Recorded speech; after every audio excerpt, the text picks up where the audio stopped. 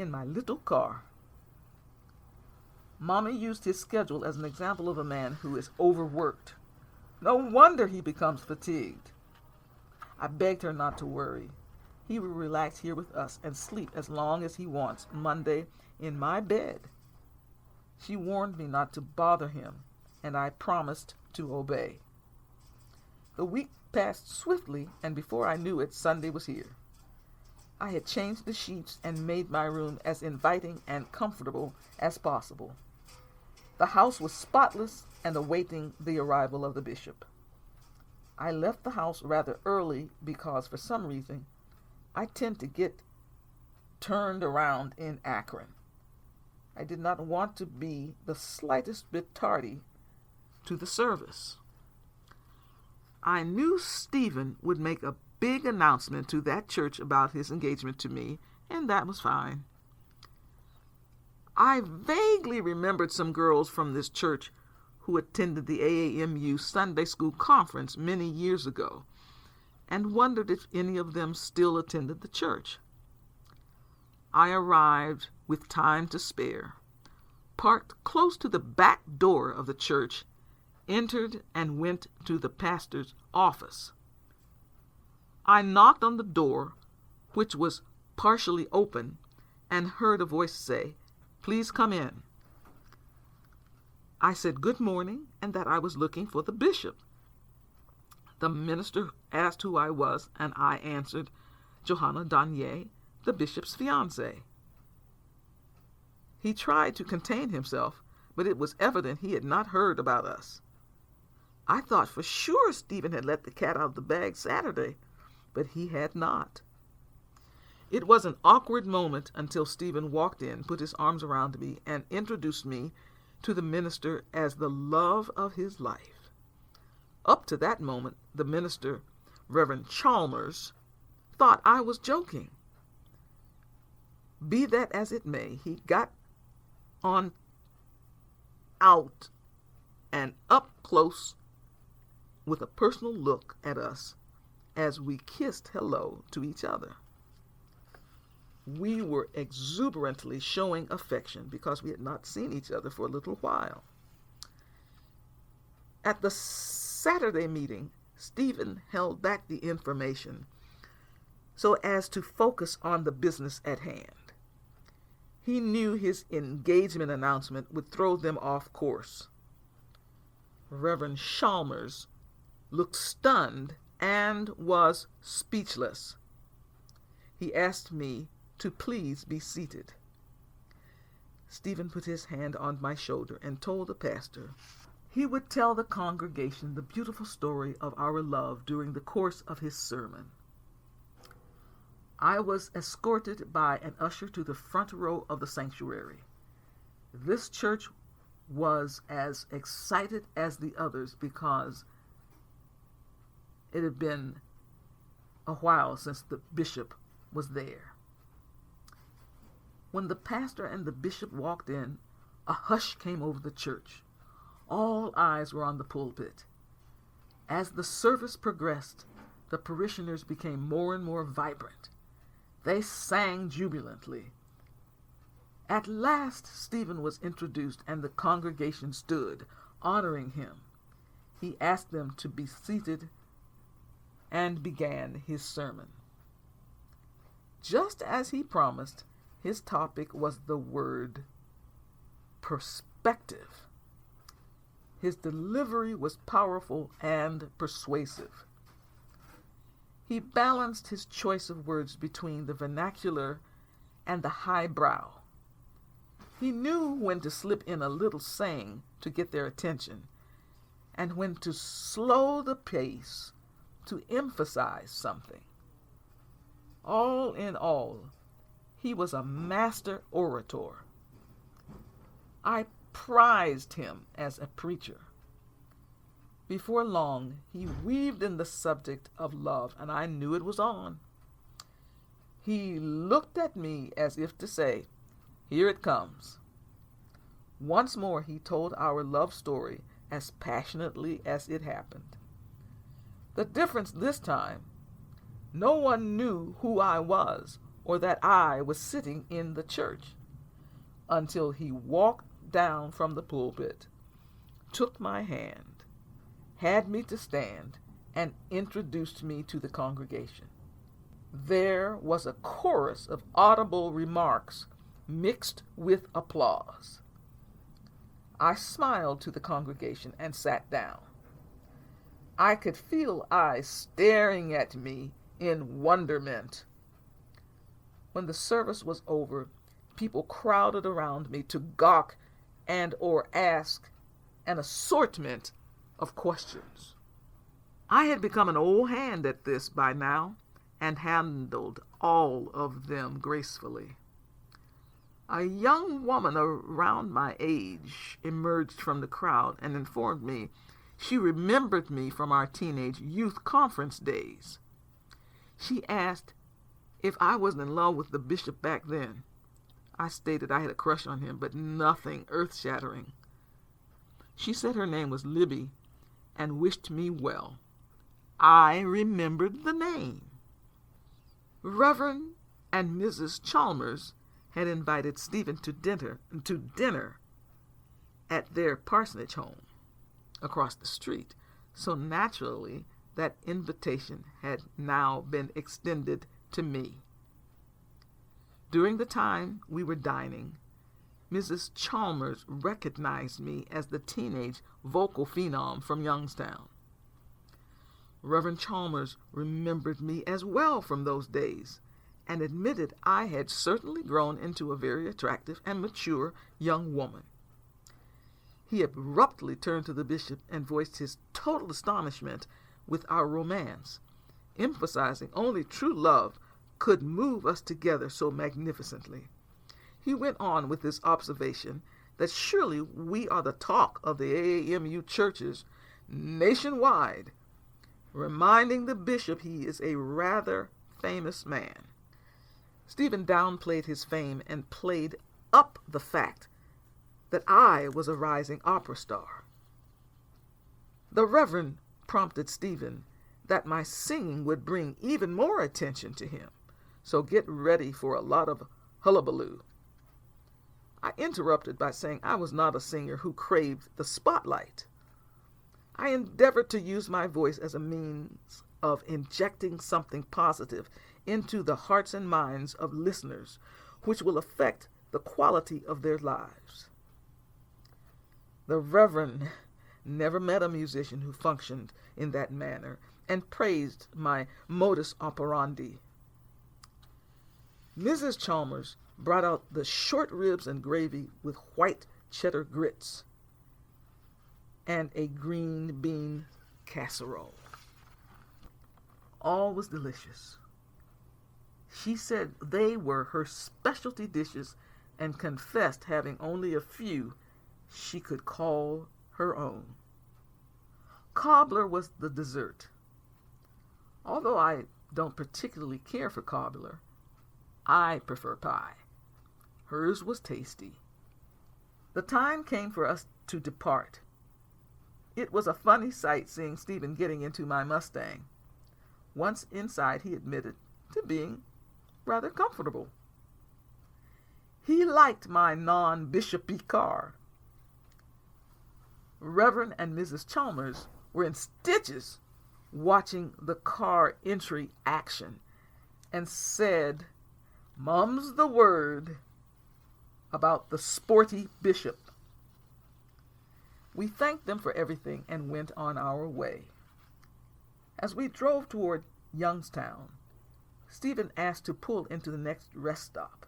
I did so, found a parking spot, and turned off the motor. He needed to impart a consequential discovery about himself. Upon leaving me at the airport a week ago Saturday, he fell apart. He experienced unprecedented loneliness. He pretended to be in control of himself, but was on the verge of some sort of breakdown. The phone call he made to me that Sunday morning was peppered with incomparable anxiety. He wanted our union to be unyielding to any outside interference and cemented by unshakable, impenetrable, unmitigated love. He was so serious until he frightened me a bit. I took his hand, looked him in the eyes, and brought out the depth of my love for him. I made plain how lost I felt without him as he walked away at the airport. I moved around the facility aimlessly. Because we are new to each other, we are having growing pains. After all, we've only been together a month. We managed to hug each other in spite of the tight quarters in my car. I came to understand he truly needed to feel me in person. All of God's creatures need personal attention, and this man, who exemplifies unbelievable strength, finds solace with me. He has been able to let his guard down and simply feel. It is a new sensation, and it is knocking him for a loop. He thanked me for being so patient and understanding. It was my pleasure to do anything I could for him at any time. I started the engine and continued homeward. We arrived at home about 6:20 p.m. Mommy and Daddy were sitting on the back porch. They laughed when they saw the bishop in my car. Daddy said he should have given me his car because a sports car is no place for a bishop. Stephen told him it was an adventure riding in my car. The three of them hugged. Stephen expressed gratitude for allowing him to spend a couple nights with them. Mommy spelled it out for him. He is family and is welcome anytime, even when Johanna is not there. Daddy said he and the bishop are buddies. Stephen knew beyond a doubt he was home. Stephen and I went inside and sat on the living room couch. I started messing with him. He got flustered and said mischievously, perhaps we should take my car somewhere and frolic like kids. That sounded like a great idea to me. So we decided to be daring and do it. We told my folks we were going to the Dairy Queen for ice cream and would bring a quart back for them. At the Dairy Queen, we bought cups of ice cream for us and a quart container for my parents. I found a quiet spot in the back of the parking lot. We fed each other ice cream and smooched. He forgot he was a bishop for a few moments and was truly my boyfriend. We had a blast being affectionate in plain sight. We were not in danger of being spotted because no one was near us, on either side or behind us. Although doing nothing wrong, we probably bent the proper bishop conduct a little bit.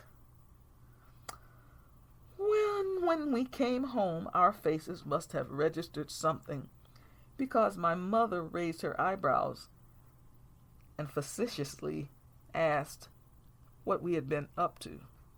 I responded in a flirtatious way, eating ice cream, of course. She knew better. Stephen also tried to reassure her we ate ice cream. She said, chuckling, mothers always know. Stephen said it is interesting for him to be called on the carpet. He felt like a teenager. Mama told him to cherish these moments. Nevertheless, she hoped we didn't get caught. I cut in asking, get caught doing what? She answered, only you two know. Daddy snickered and intimated we might have been a smidgen naughty. Stephen's only way out was to announce his intention to go to bed. He cheek-kissed me goodnight, pretending to wipe the sweat from his brow, uttered the sound, "Whew!" and went upstairs, grinning like a Cheshire cat. Daddy noticed how much more relaxed the bishop had become, even granting himself free rein to display his whimsical side. Mommy and Daddy had gotten up early Monday morning. At 8:05, I bounced out of bed, bathed, and went downstairs in a really good mood. Mommy cooked yummy fried apples and biscuits for breakfast. We ate and allowed the bishop to sleep a little longer. Stephen did not come downstairs until 9:25. He appeared in his robe and slippers and disclosed how comfortable he was with us. He emphasized how genuine and unpretentious we were, noting that so many people put on airs around him, which is totally unnecessary. He thanked Mommy and Daddy for allowing him to let his hair down. I told him he was adorable as a teenager. Mama served him breakfast, and as expected, he raved about her food. That day, Daddy started the 11 to 7 shift, so he could spend time with all of us, which pleased Stephen. He and Daddy liked telling ridiculous stories and laughing uproariously. Getting serious, he asked Daddy if he would consider being his personal assistant when he had church duties in Northeast Ohio and Western Pennsylvania. He explained sometimes people want to talk to him about thorny issues at the annual convocation, and it is awkward for him to turn them away. Daddy could intercept people by giving a set of guidelines for a personal meeting with the bishop during convocation week. Daddy could also help the bishop keep up with his briefcases, attaché cases, and robes. In addition, he could drive him around whenever he flies in for a meeting of some sort. Stephen reminded Daddy he would be compensated for his services. Daddy accepted his offer and was honored to have been asked. I was so happy they found a way to be together. Since my parents had plans to visit the sick in hospitals that afternoon, Stephen and I would have the house to ourselves for a little while. As soon as they left, Stephen seized me, made a beeline to the living room couch, and began a spicy, touchy-feeling spree. We had a good time giggling and canoodling. We even played a version of tag, whereby if one is caught, one has to come up with a unique position in which to kiss the other person. That game was a barrel of fun. He and I caught each other many times to our total delight. People could not imagine how playful the bishop was. The time passed quickly. I heard a car door shut and knew Mama would soon be in the house. Stephen jumped up, finger-combed his hair, and met her at the door. I got myself together, turned on the TV, and acted normally. Mama bought some new flowers and wanted to plant them. She went straight upstairs to change into her gardening skirt. Daddy stayed outside to help Mama in the yard. Mama came back downstairs and scurried to the backyard, commented to Stephen that our yard could not compare to his. But Mama made it as pretty as could be. She did the flowers and Daddy cut the grass. Stephen remarked, the yard was a testament to their love, and to their love of nature, and size was not the measurement of beauty. Then with a stern voice, he took me to task, requesting me to stop comparing or apologizing for anything about our house. He wanted me to appreciate all I had, and made much of the fact my father worked hard to provide his family with everything we needed.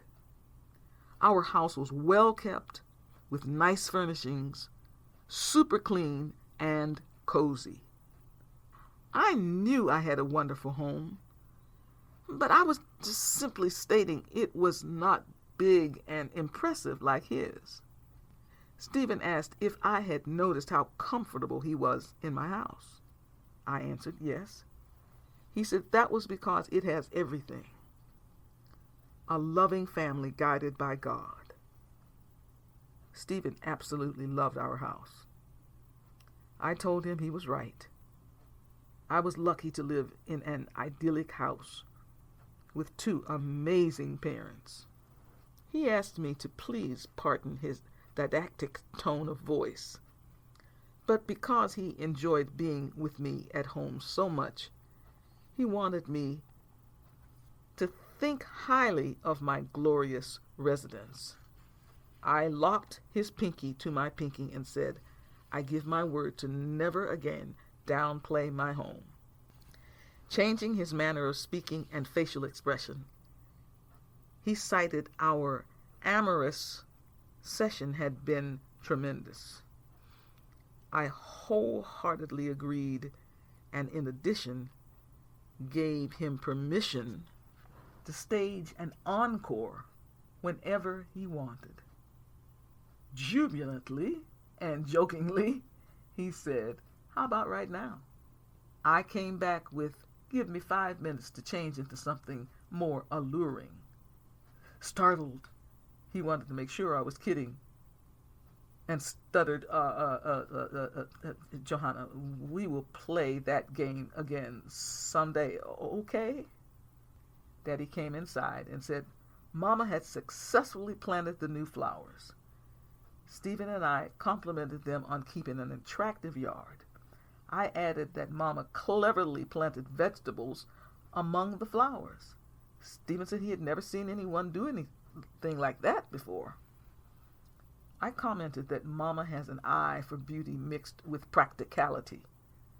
I shared that our former house had a huge vegetable garden, a grape arbor, an apple tree, a cherry tree, lots of flowers, shrubs, and plenty grass. It was located on a street behind the hospital in which I was born. We had to sell it because the hospital needed the land to expand its facilities. Since this house lacked the expansive setup of the former house, Mama became creative with the yard's limited space and turned it into a unique garden. She has vision plus a marvelous green thumb. The phone rang, and I answered it. It was Miss Haynes asking to speak to the bishop. I told her she was talking to me. She excitedly says how pleased she was to hear my voice. I asked her to hold while I got the bishop to the phone. Upon completing the call, Stephen announced he would need to stay over one more night because there had been a terrible water line break on the street where the Philadelphia NABA office building is located. They were in the process of cleaning up the water and assessing the damage, but needed another day before completion. Although I was sorry to hear about the damage to the NABA office, I was happy to have Stephen stay another day.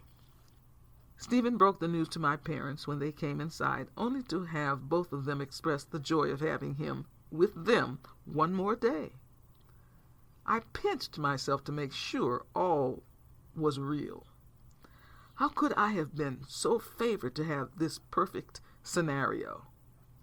Mama told the bishop we would have a hodgepodge of leftovers in the refrigerator for dinner.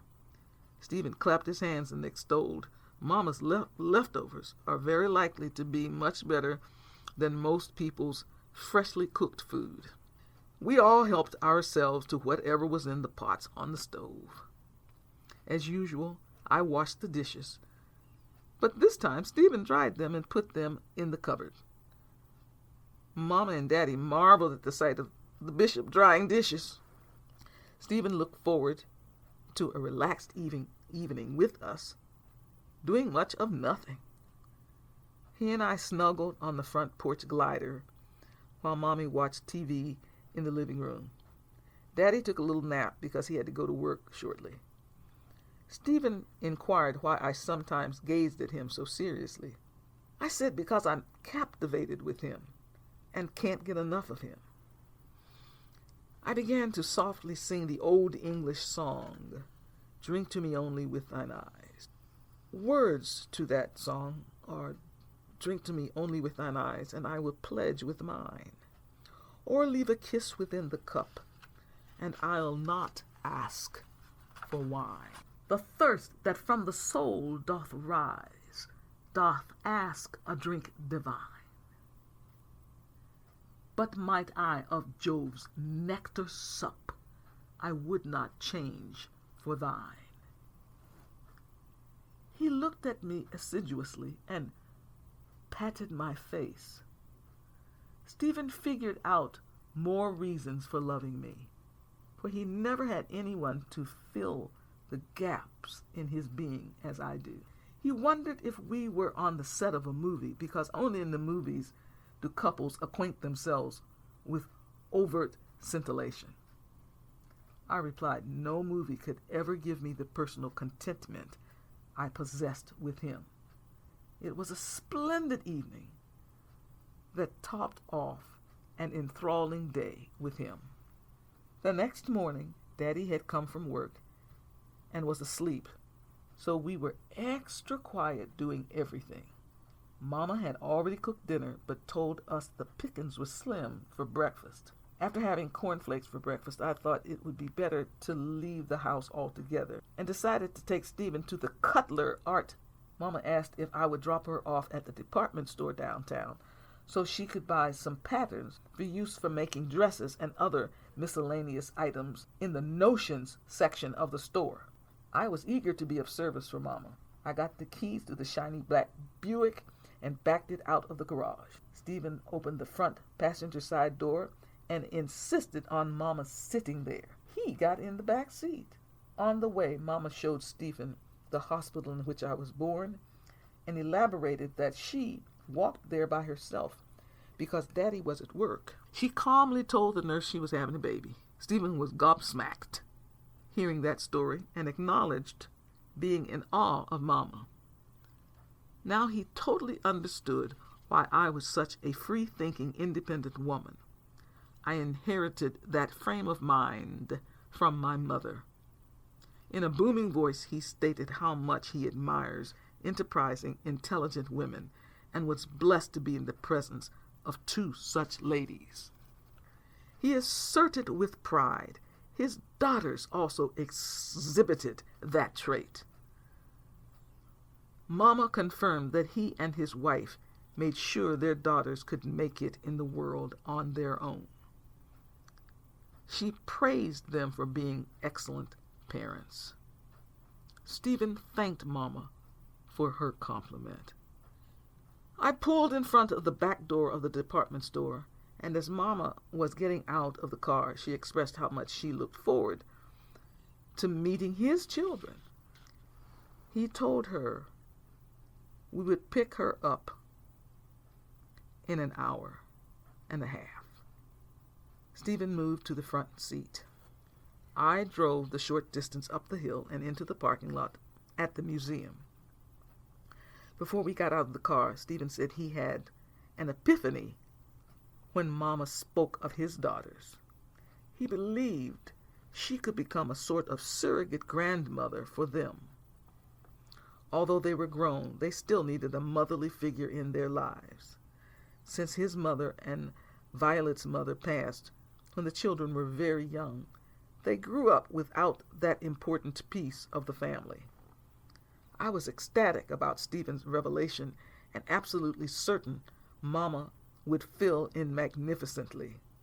I felt her presence might even draw them closer to Stephen and to each other.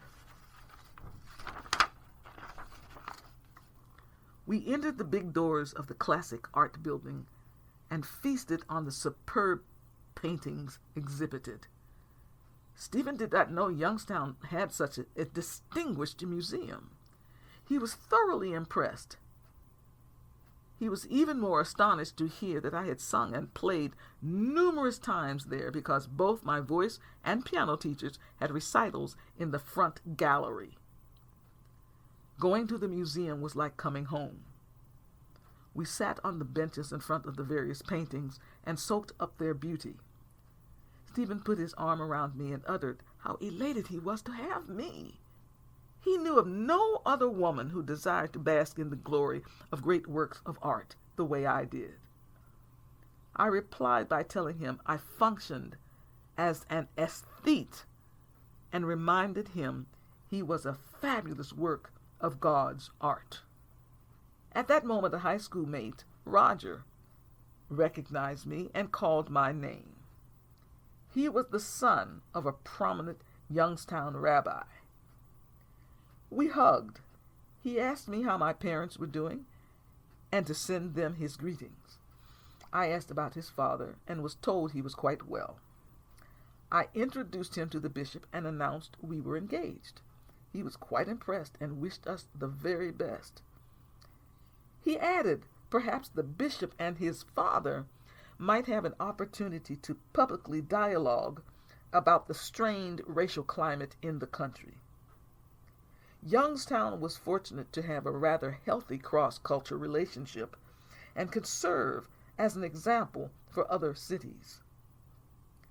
The bishop suggested that Roger contact his father in order to move forward with this proposal. Roger was thunderstruck when he heard the bishop was also the chairman of the NABBA board. What a coincidence to run into a person from my high school who might be able to put two religious leaders together to aid our country. It turns out that Roger was at the museum on behalf of his graduate school museum studies as an intern focusing on exhibition planning. I shared I was in graduate music school and about to spend a second summer singing at the Music Festival of the Berkshires. He boasted I was headed toward a high-powered concert career.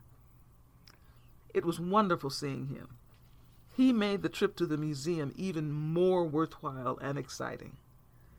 Stephen enjoyed meeting Roger and looked forward to meeting his dad. He wanted to arrange some sort of caucus of religious and civic leaders in this region. I could almost feel the adrenaline racing through his system. He was pumped and ready for action.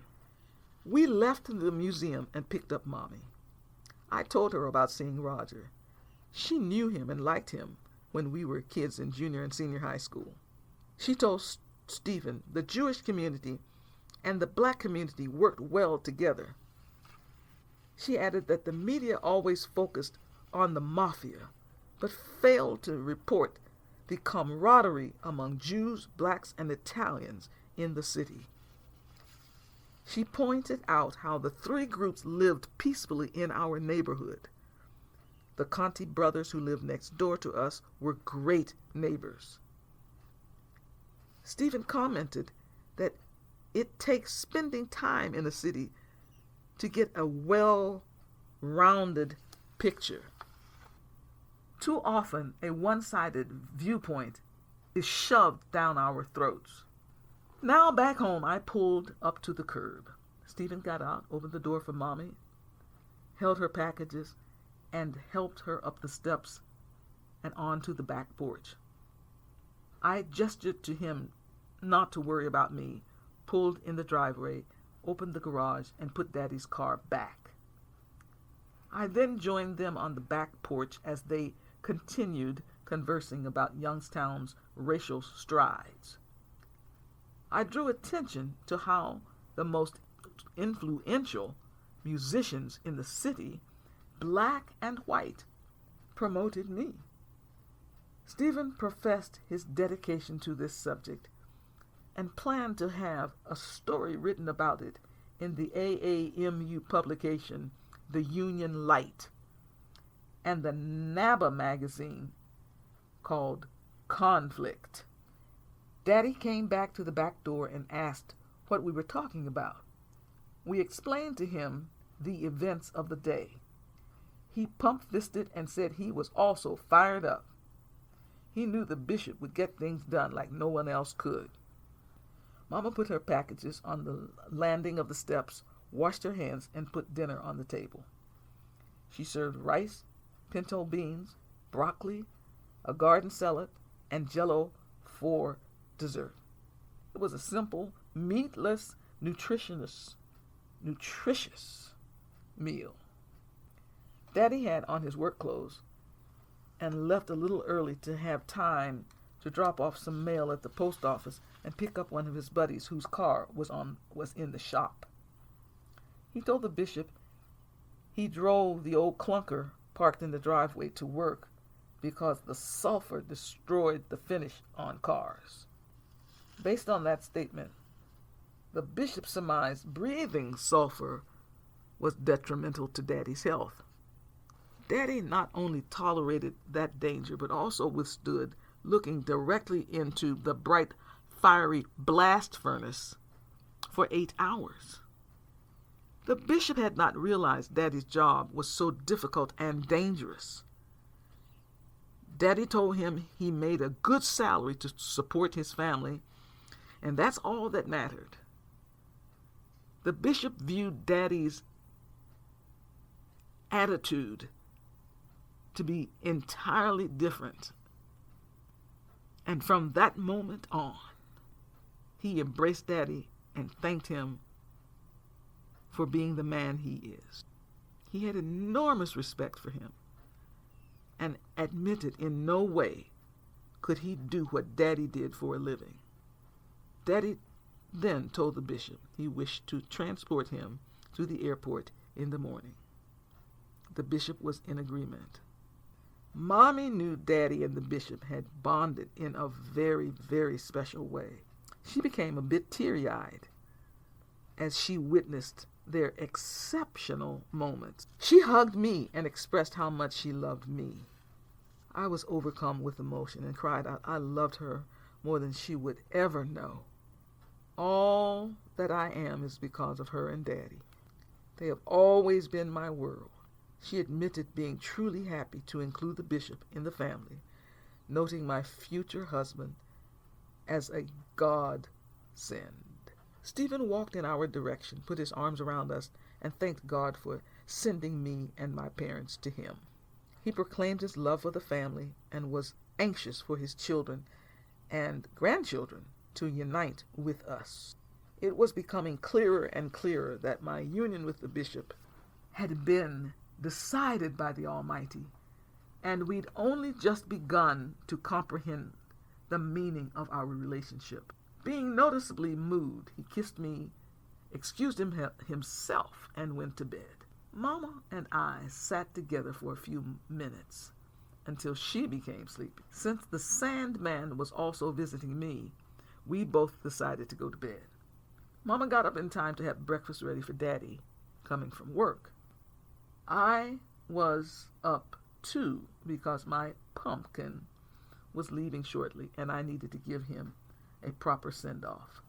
Mama's scrambled eggs with cheese and crumbled bacon, toast and coffee smelled good. Daddy came home about 8:15. Since the bishop was scheduled to leave Youngstown at 11:25 a.m., he allotted plenty time to take him to the airport. Stephen came down at 8:30, threw his arms around me and Mommy and Daddy. We had a spirited time around the breakfast table. After breakfast, Daddy got the Buick out of the garage and pulled it up to the back door. Naturally, I hated to see Stephen go, but I had my sight set on June 30th, when I'd next see him. He and I went to the living room where he expressed overwhelming joy being with me. He wanted me to never doubt his love and emphasized in 10 days we'll be together again.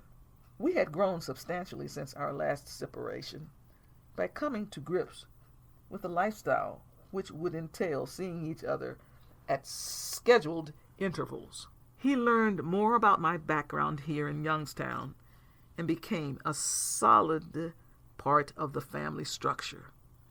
We kissed goodbye with a different kind of feeling, a feeling that we are sculpting our lives around each other, laced with potent and steadfast love. I didn't watch him leave. Mama told me I handled the situation very well. In a year, I would be Mrs. Stephen Gilbert Scottsdale. She reminded me to give thanks to God's grace and admitted the bishop and I were right for each other, and we made a good couple. She was comfortable with him and gradually becoming accustomed to seeing him as my boyfriend, as well as the esteemed bishop. I let Mama know I would also be known as Johanna LanYe Scottsdale, because I have to be me, the lyric soprano pianist who is proud of my name.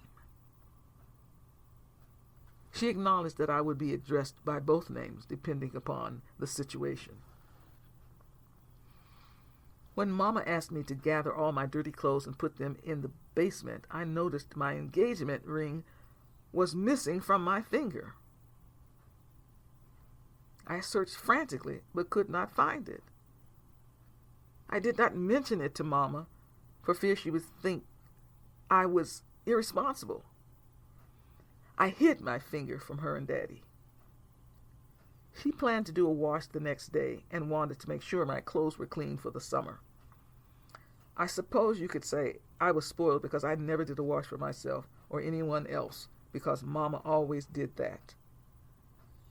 Doing a wash meant putting clothes in a wringer-style washing machine and hanging them on clotheslines in the basement, fall, winter, and spring, and carrying and hanging them outside during the summer. It was a huge job my mother did with no complaints. She was the quintessential housewife and mother.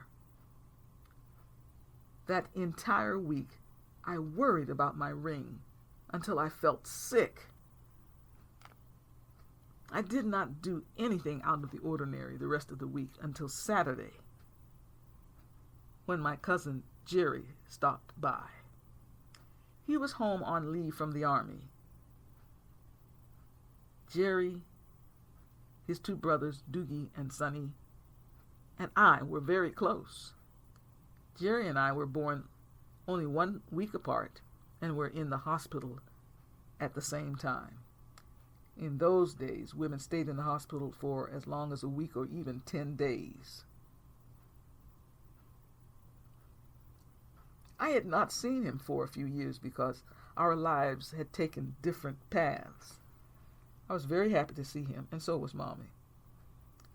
He looked quite handsome in his uniform. He wanted to take me to Ikora amusement park, and I jumped at the chance to visit my favorite park because I had not been there since high school. That day was Schwedel's Day, which meant reduced prices for rides. I never grew out of the desire to ride, so this was ideal. Jerry and I walked the midway. People watched and reminisced about our childhood days at the park. Although there were lots of people there, we ran into only one person we sort of knew, a guard from the neighborhood swimming pool. Jerry talked to that guy a few minutes, and then we continued our trek around the park. I wanted to ride the tilt-a-twirl, so we got on and got whipped and jerked around and around for our sheer amusement. We could hardly walk when we exited the ride, which added to the luster of the ride. We stumbled over to the French fry stand and bought large containers of the best fries in the world. The containers were shaped like cones.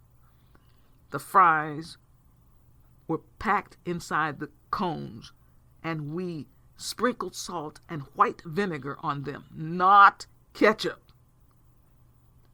Jerry and I ate ourselves into oblivion because they were so good. We wandered over to the picnic area, sat down on a bench, and caught up with our lives. Quite a few people saluted Jerry as we walked by. I told him he was a celebrity and that all soldiers should be treated as celebrities. We then meandered over to the Ferris wheel, got on, and got a kick out of seeing the entire layout of the park. It was the best ride to end our afternoon's activities. All while we were at the park, I did not mention my engagement. For some strange reason, I suddenly felt at loose ends concerning my relationship with the bishop. My peculiar feelings permeated every aspect of my being that day. I felt as though I was watching myself from afar. As we continued talking, I let it be known that although I might have had small crushes on some boys in high school, I wasn't really interested in them because I preferred much older men. I confessed my heart pitter-pattered for a bishop in my church while high school girls were trying to lasso high school boys. Jerry realized I was really different and finally understood why I had not gone to the high school prom. I told him I could not bear being around my peers. Kids were silly and offered nothing of substance. I preferred the company of adults 30 or more years older than I. Jerry noticed I was swooning over the bishop as I spoke of him. I related he does it for me, but I still said nothing about my relationship with him and was quite perplexed about this and the whereabouts of my ring. What in the world was happening to me? As we left the park, we threw kisses at it and thanked it for being such a substantial part of our childhood. Although I seemed a bit out of body the entire day, I certainly enjoyed spending time with Jerry. Sunday morning, my parents were bustling about, getting ready for church. I still did not want to face the people there, so I decided to go to the Katharina Kuhlmann faith healing service held at the classic Stangbach City Auditorium, as I had done several times when I was younger. When I arrived, people were streaming inside the building and jostling for seats. I liked to sit in the center of the first balcony so I could see everything and where the music surrounded me like a cushion. Although I had not attended one of these services for a few years, I felt comfortable in the atmosphere. The energy in the building ignited something inside me akin to giggling in my belly. When Miss Kuhlmann glided onto the stage, wearing her signature white dress, I applauded vigorously. I was transported to some higher plane, and I liked being there. I related to this woman on several levels. I liked how she talked and pranced on the stage. Her distinct, over-articulated speech patterns captivated me. The fact that she was a female religious leader also intrigued me.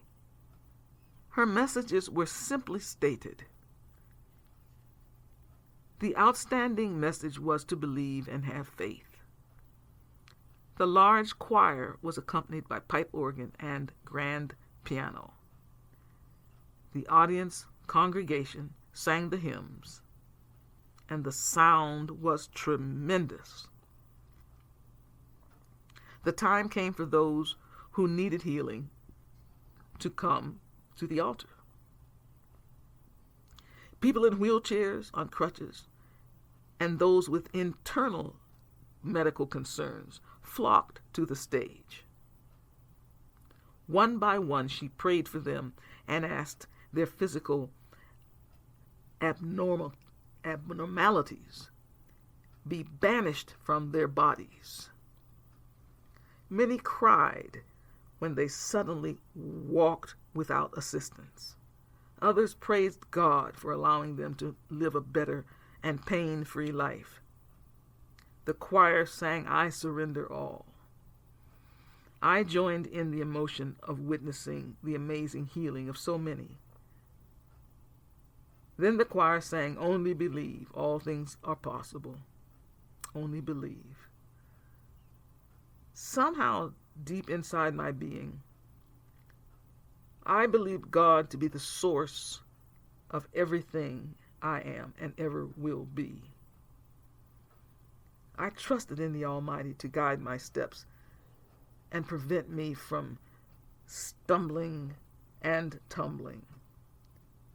The service helped me take the right steps and make the most of my enormous music opportunities awaiting me. In my head, the words "only believe" resonated. I don't need to follow music authorities' expected paths to have a fulfilling voice career. I'm determined to carve out my own one-of-a-kind career and move full steam ahead. I can do it my way as long as I trust God to plow the path to a brighter day. I definitely didn't want to get trapped in becoming a prima donna. That's when sopranos worship themselves and their voices so much until nothing else matters. That was important to me, as I say it over and over.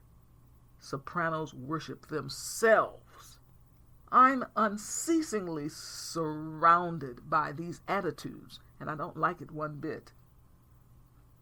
For this reason, I blocked out those types and glided into my world of beautiful sounds. I routinely went to the piano and sang and played until the power of the Spirit fell down upon me. My voice is then freed and allowed to soar, unhampered by worldly temptations. What a service it was. Beams of goodness encircled me with powerful radiation. I said out loud, "Thank you, Lord." Folks smiled at me, and I smiled at them.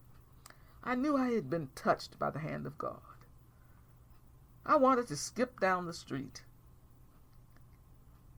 I was supposed to come here that day and let the Spirit guide me. I repeated, "Happy, happy, happy. I am so happy," over and over. I joyously walked back to my car, got in, and drove into the park across the street and sat quietly for a while, reflecting on all that had happened to me since April. It felt like I was in the clouds, traveling on a magic carpet. I must have nodded off for a few minutes because suddenly I awakened and was startled being in my car. At that moment, something bizarre happened. The engagement ring had rather mysteriously returned to my finger. Whew, I was totally baffled by its reappearance. Had someone played a trick on me and was waiting to see my reaction? But how would it have gotten off and on my finger without any awareness on my part? I remembered seeing a television special showing how thieves could steal watches right off the wrists of unsuspecting people. So maybe I had been targeted by someone playing a prank. But how did they remove it, and why would they remove it from my finger? I became frightened and paranoid, wondering if I somehow or someone was lurking and watching me right then. Quickly, I started the car and drove out of the park. My eyes were aimed at the rear view and side mirrors. When I got home, Mommy and Daddy had already eaten dinner because Daddy had to go to work on the 3 to 11 shift. He said goodbye to me and went on his way. I got my food and sat with Mommy in the kitchen. I told her about my revelation at the healing service. She was not surprised because she's felt something moving in my life beyond the norm, and she doesn't question God. She also noticed a difference at Christ Memorial Church. The congregation is still reeling from the love service and have demonstrated a lot more love. Everyone seems elated over the May to December Bishop Johanna romance scenario, and also turned on to her and Daddy's rekindled love. She murmured, "I love Jonas more than ever." Before washing the dishes, I made sure my ring was secure. After completing the task, I sat on the back porch with Mama. She has always been the perfect role model for me, no matter what. We discussed my relationship with the bishop. She explained to me that I am not married to him yet, and that I must not cross the line of personal intimacy until we are wed. Although she trusts him more than most men, he is still a man. That is why she wanted me to come home before our human urges took over. He will respect you if you save yourself. She stressed one of the reasons he is attracted to me is because I am a virgin, something I never considered.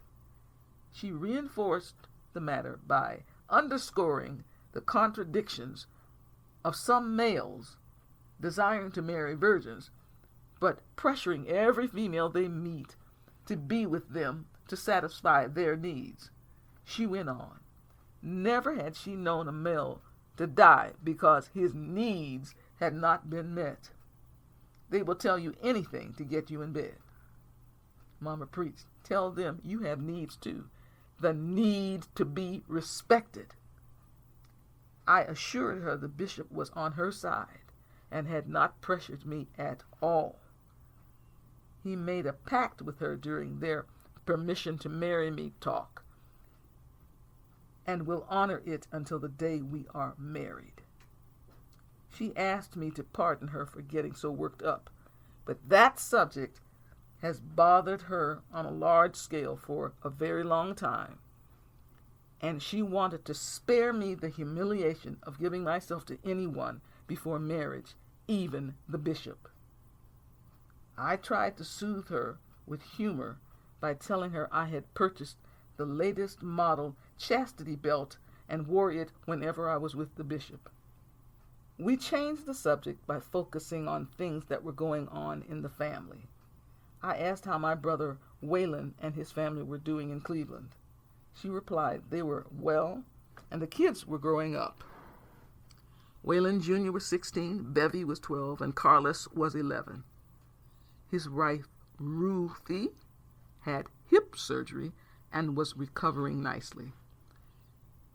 Her mother, Mrs. Frevard, was battling arthritis in her fingers, but managed as best she could. Waylon Sr. had become a full partner at the barbershop, which meant he was half owner. I was pleased to hear that because he now had better financial outlooks. The next few days were filled with preparations for the Berkshires. Mama had my clothes ready to pack by Wednesday. Daddy had the oil changed in my car, the tires rotated, the battery checked, and the windshield wipers adjusted. Thursday morning, June 29, something took place that rarely occurred in my entire life. I slept in. In the distance, I heard my mother's voice calling me. I tried to wake up, but remained zonked. Mama shook me because I was not moving. She thought I might have had a stroke or heart attack and was frantic. Whew. At long last, I awakened and saw Mama looking rather panic-stricken. Although my tongue did not want to cooperate, I eventually managed to ask why she looked so disgruntled. She quickly recounted how knocked out asleep I appeared, which she found peculiar, never seeing me in that state of being before.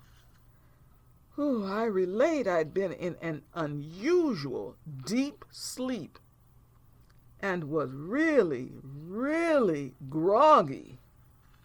I also had a headache. Mama touched my forehead to see if I had a fever, but found me to be perfectly normal. I sluggishly sat up and noticed my engagement ring was missing again. I panicked, but tried to appear low-keyed so as to not alarm Mama further. I asked if anyone had slept in my bed recently. She answered, no. I needed to know if anyone visited us from out of town recently. And had I gotten any long-distance telephone calls? She answered, no. I wanted to confirm the length of time I had been home, since my exams at music school had been approximately 5 weeks. She answered yes, and inquired why I was asking such questions. Perhaps I had amnesia. Since I was acting so kooky, she deduced I had watched a weird science fiction TV show before I fell asleep and had become confused temporarily. Accordingly, Mama walked out of my bedroom, insisting I come downstairs for breakfast. After a short delay, I scampered downstairs, but still felt befuddled. Daddy came in and asked why I slept so late and reminded me I had an appointment with the eye doctor at 12:15. I became very quiet for a while, then asked them how Bishop Scottsdale was doing. They thought my inquiry was odd, but answered they believed he was fine. I asked when he was last in Youngstown. Thinking seriously, Mama said either last September or October. Oh boy, I got up and slowly walked to the dining room window and took a number of very deep breaths. Sadly, I now completely understood what happened to me over the past 5 weeks. I had had a series of illusory, ephemeral dreams, which were continuously and seamlessly woven into my being and undetected in my real life until this morning. I wanted a relationship with the bishop so badly until I became obsessed and it became factual in my head. It was like I had occasionally visited a different galaxy. What a complete revelation and shock this was to my system. A few years earlier, I had experienced a similar situation when I lived in the dorms in Cleveland. A group of music students at the conservatory asked me to go downtown with them. I told them I would need to get some money, which was in my room. I ran over to the dorm, looked in the drawer, but found no money. I emptied out the drawer, looked in all the drawers, my pocketbooks, and anything else which I could think to search. I became certain someone had entered my room and stole my money. So I reported the incidents to the house mother. I ran back and told them I couldn't go with them because I had been robbed. I believe this had happened for about 3 weeks until, by and by, I somehow realized I dreamed I put cash in a sock in my drawer.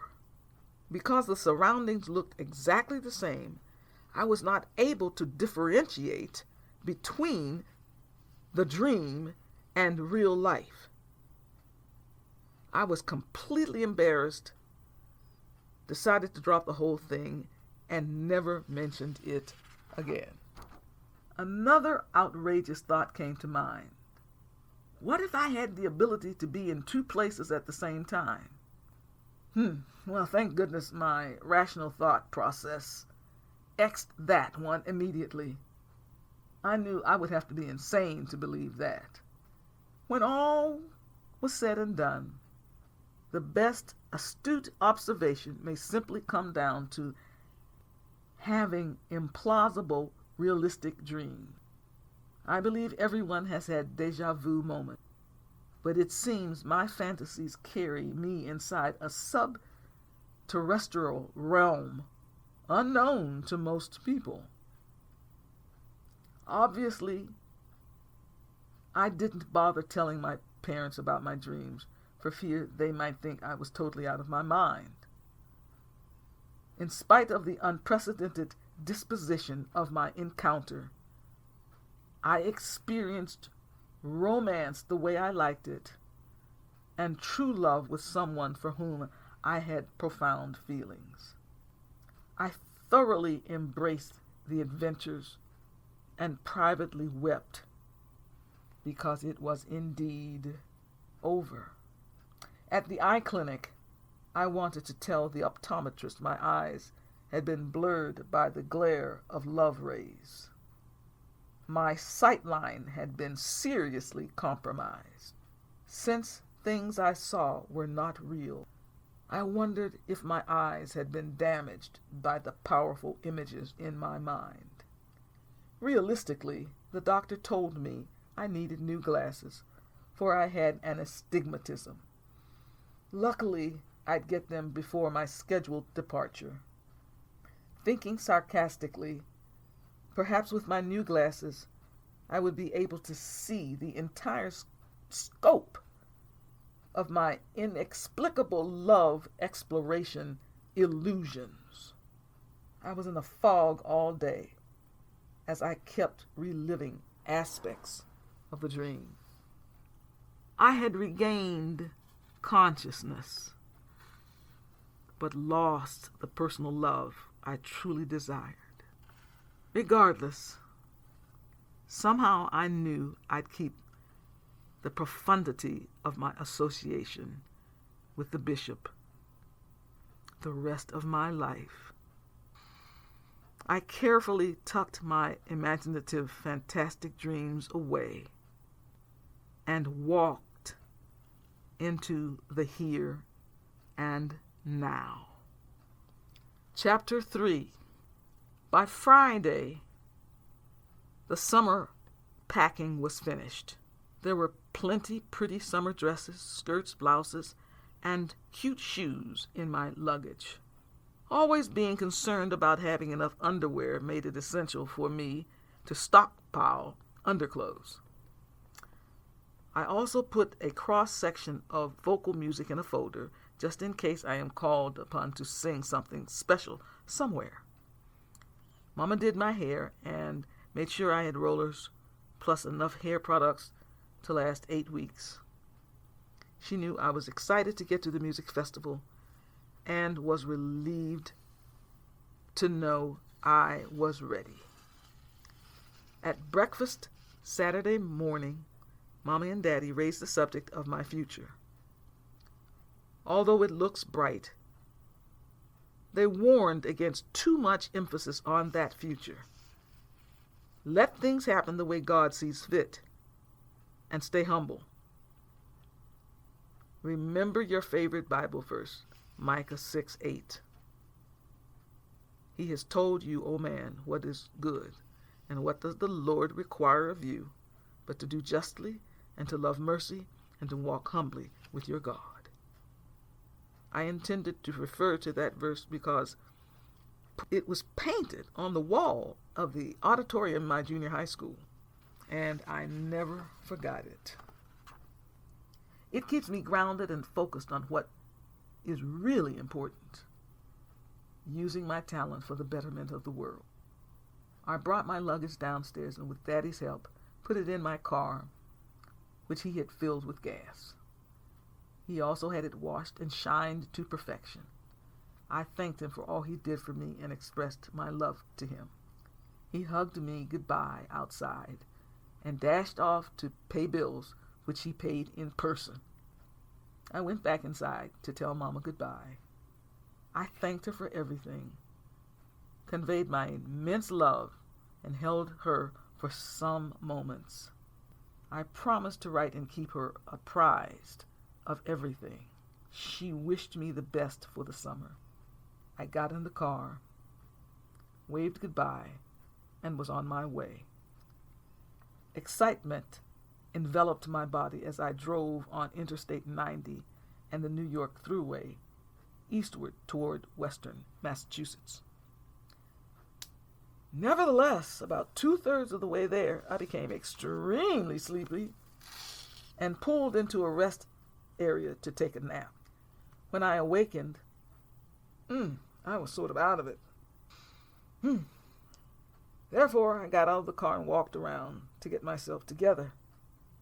When I felt I had sufficiently recovered, I resumed driving. I was anxious to see what singers returned and to meet the new singers at the 8-week summer music festival.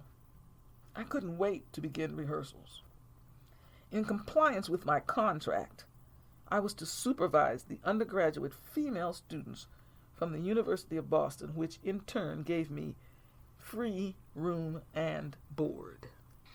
I had to report early to get everything set for their arrival on Sunday. I was fired up. At long last, I pulled into the main gate festival parking lot. Within moments of leaving the car, I heard my name called. It was my mezzo-contralto friend, Janie Strutzer, running toward me. She had just gotten there with some friends from Boston who were traveling to Syracuse and was in a fix. Because they were on a tight schedule, they had to depart immediately in order to meet their time deadline. They couldn't wait and transport her to the Larson Bennett School. Therefore, she asked if I would take her. Naturally, I said I would. They helped transfer her luggage to my car and were on their way. Janie was relieved and remarked my timing was impeccable. As we walked to the office to get our information package, we decided to go out to eat somewhere close by. We dropped off our luggage at the prep school. I got the keys from the chief of housing and checked the number of students on the sign-in sheet. Janie and I then went to Buddy's, our favorite ice cream shop, to get a bite to eat. She was bursting at the seams to tell me about her new boyfriend. We opened our package to find out what major works we would be singing over the course of the summer. The outline indicated the first big production would be a concert version of The Magic Flute with the famous singers Beverly Stills, Judith Haskin, and George Shirley singing the main roles. The last big concert would be Beethoven's Ninth Symphony.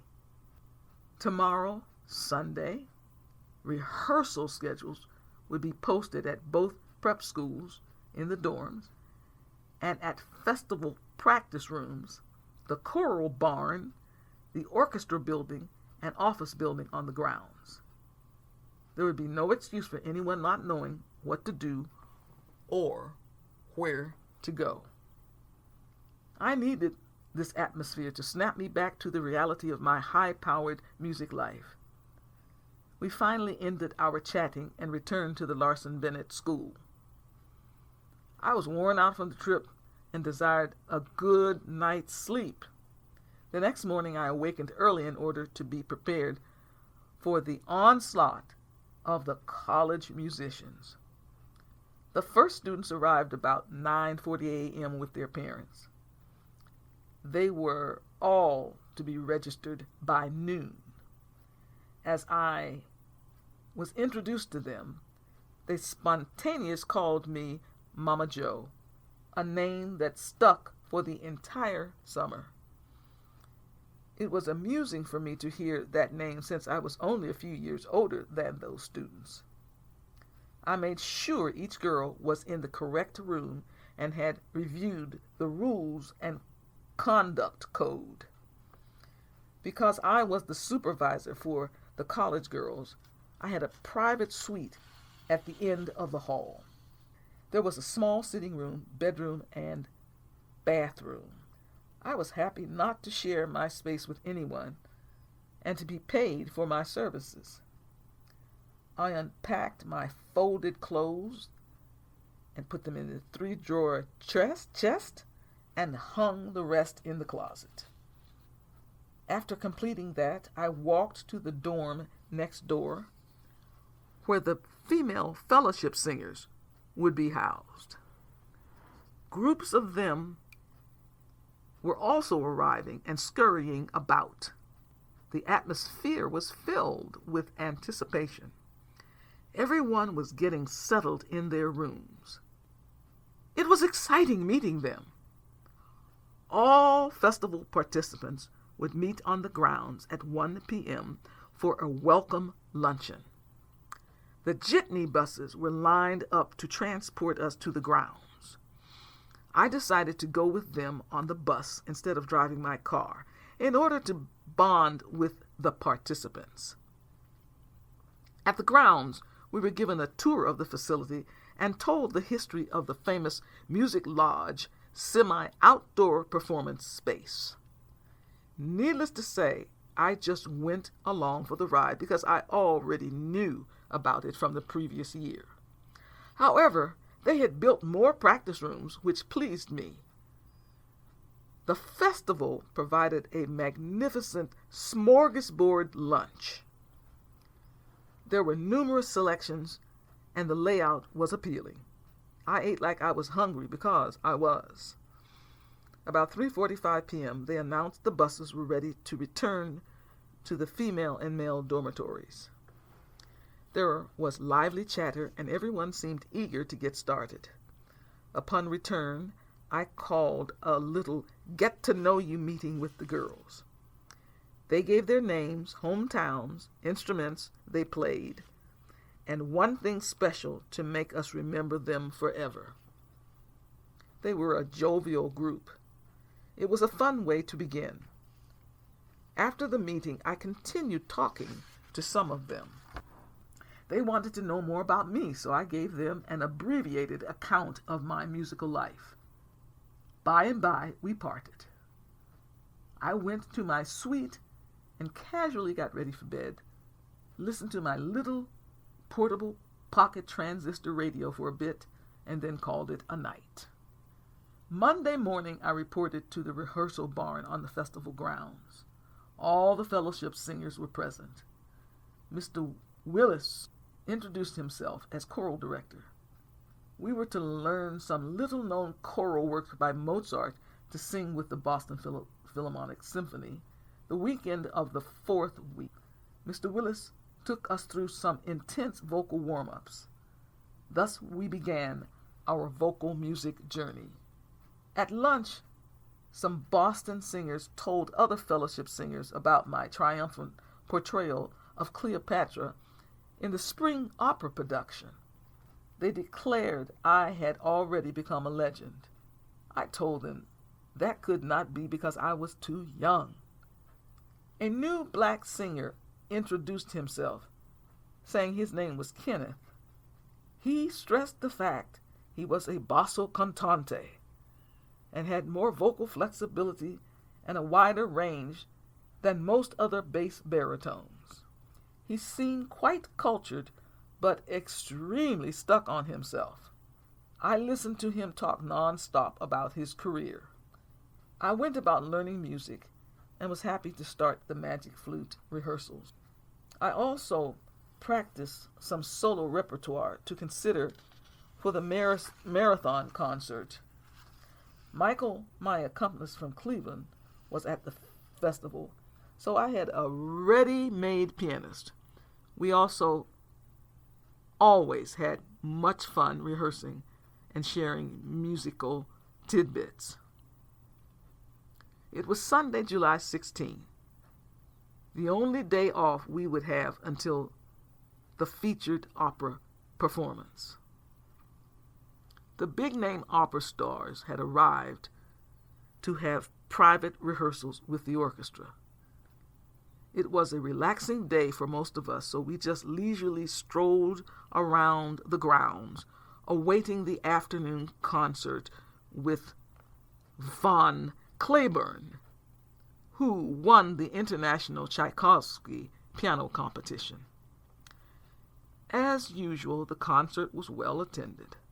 I was hanging out with my singer friends, and we sat together. The pianist played beautifully and was well received. We applauded vigorously at the end of the concerto. Unwittingly, I surveyed the audience to perceive how white it was. I did not see a single black person. I wondered why classical music was so far from the consciousness of the majority of black people. I stuck out like a sore thumb. Conceited Kenneth was not there to be counted. As I was making my way out of the lodge, I spotted a black man in the distance. I was pleasantly shocked to see him. Somehow his presence soothed me. In my mind, I put 2 thumbs up and walked proudly to the parking lot. When I returned to the dorm, Kenneth drove up to tell me about his trip to New York City over the weekend. I got in his little VW Bug, only to be bombarded with the details. He had signed a contract to present a series of recitals. Once more I had to listen to him run his mouth. I barely got a word in, even to congratulate him. He insisted on outlining the specific repertoire and why it would suit his voice perfectly. As usual, I sat silently until he concluded raving about himself. At long last he finished, and I was released from his punishing jibber-jabber.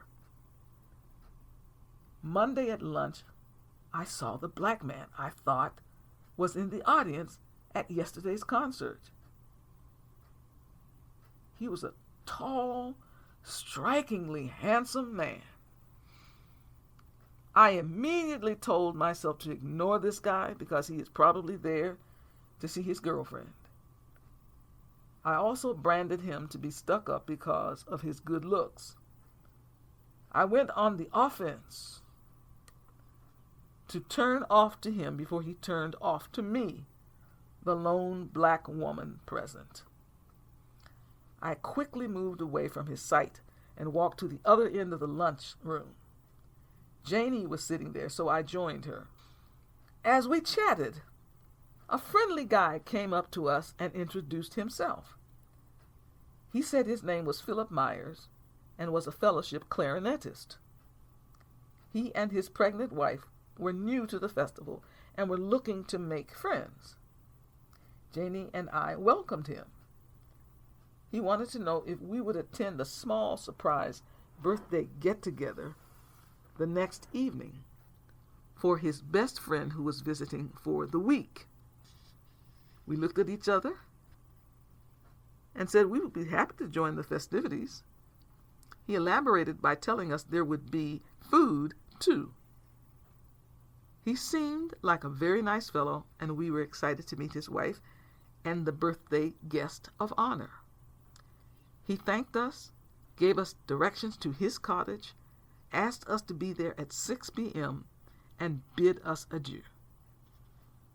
Right then, we saw the famous coloratura soprano, Beverly Stills, and her family members walk in.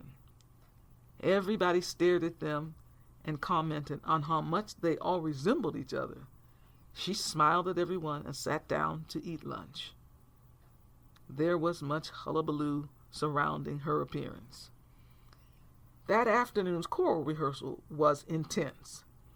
Mr. Willis made sure we sang every note and phrase accurately and securely. We were ready to rehearse with the orchestra. Tuesday, July 18.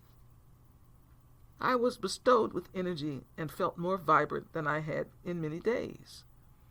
Even the air smelled fresher and cleaner.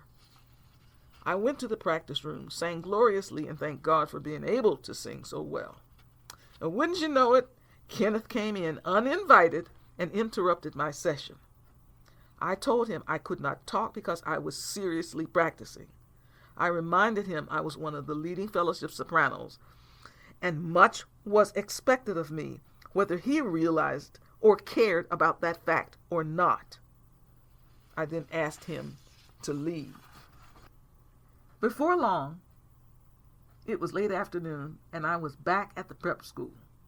Janie came to my room, ready to attend the surprise birthday bash. She was in seventh heaven because she had gotten a letter from her boyfriend, Peter. After changing into something a little more stylish, we went to the cottage. We were met at the door by Philip's wife, Ursula. She welcomed us and said Philip and Andrew, the birthday guy, would return in 15 minutes. As other guests arrived, we were directed to a little sitting room and asked to be quiet. It was fascinating because only 2 people really knew Philip and Ursula, and no one knew Andrew. Soon Philip and Andrew arrived. They entered the house, and we all came out of the sitting room and shouted, "Happy birthday!" I was surprised as Andrew looked around because he was the black guy I tried to avoid the previous day. He expressed his sincere appreciation for the gathering and appeared to be genuinely moved by the gesture. He added this was his very first real birthday celebration. His resonant speaking voice captivated me. Philip brought out birthday cake as we sang Happy Birthday and asked Andrew to blow out the candles. He did so successfully, and we cheered. Philip told us there was homemade ice cream available also. The guests introduced themselves, circulated, and engaged in light conversations. Ursula brought out platters of finger food, little sandwiches, cold cuts, and fruit. Janie remarked, "Andrew is extremely handsome," and I agreed, but I told her he is probably full of himself and has girlfriends everywhere. I chatted with Ursula and asked when the baby was expected. She replied in just 2 months, right after the music festival ends. She seemed very happy to be married to Philip. I asked her how Philip and Andrew became best friends. She told me to ask Andrew because he was walking toward me.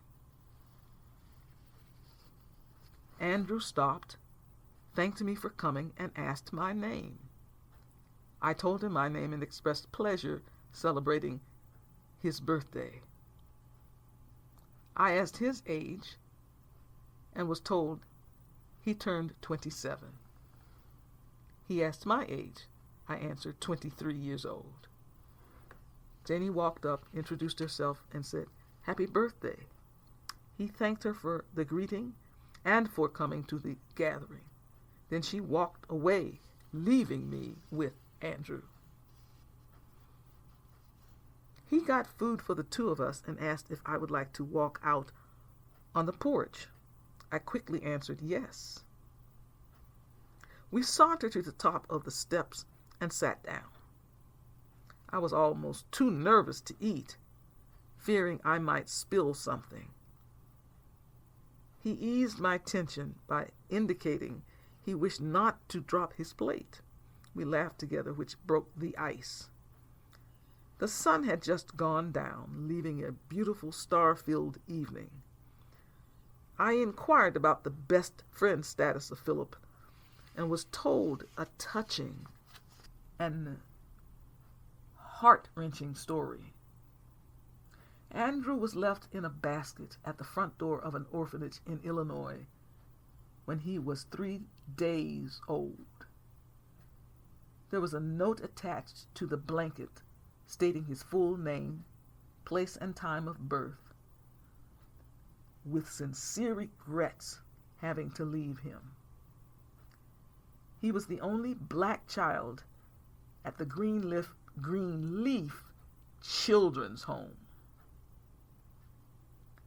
He grew up in a facility that gave children the bare necessities: the required medical shots, a yearly trip to the dentist, 2 meals plus a snack a day, green clothes to wear, cots on which to sleep, and strict rules of conduct to obey. Each school day, the children were awakened at 6 a.m. They then showered, dressed, and reported for breakfast at 7 a.m. The school-aged children walked around the corner to the public school complex, elementary, junior, senior high school. The younger children were taken to a large room and instructed in various subjects, played games at noon, and given fruit to eat. The school-aged children ate lunch at school and were expected back between 3:45 and 4 p.m. All the children were served dinner at 4:30 p.m. Free time was between 5:30 and 7 daily. Homework must be done between 7 and 8 p.m. for younger children and between 7 and 9 for older children. Bedtime was 8:30 for younger children and 9:30 for older children. All lights were turned off at 9:45 p.m. Saturdays were more relaxed. Everyone was awakened at 7 a.m. Pancake breakfast was served at 8 a.m. All children had morning chores: sweeping, dusting, taking out the garbage, and turning in their dirty clothes and bedding for clean ones. The remainder of the day was free, but the children could not leave the building unless supervised. They were permitted to watch television in the TV room. Fruit was available in the alcove near the kitchen from 10:30 to 2:30 p.m.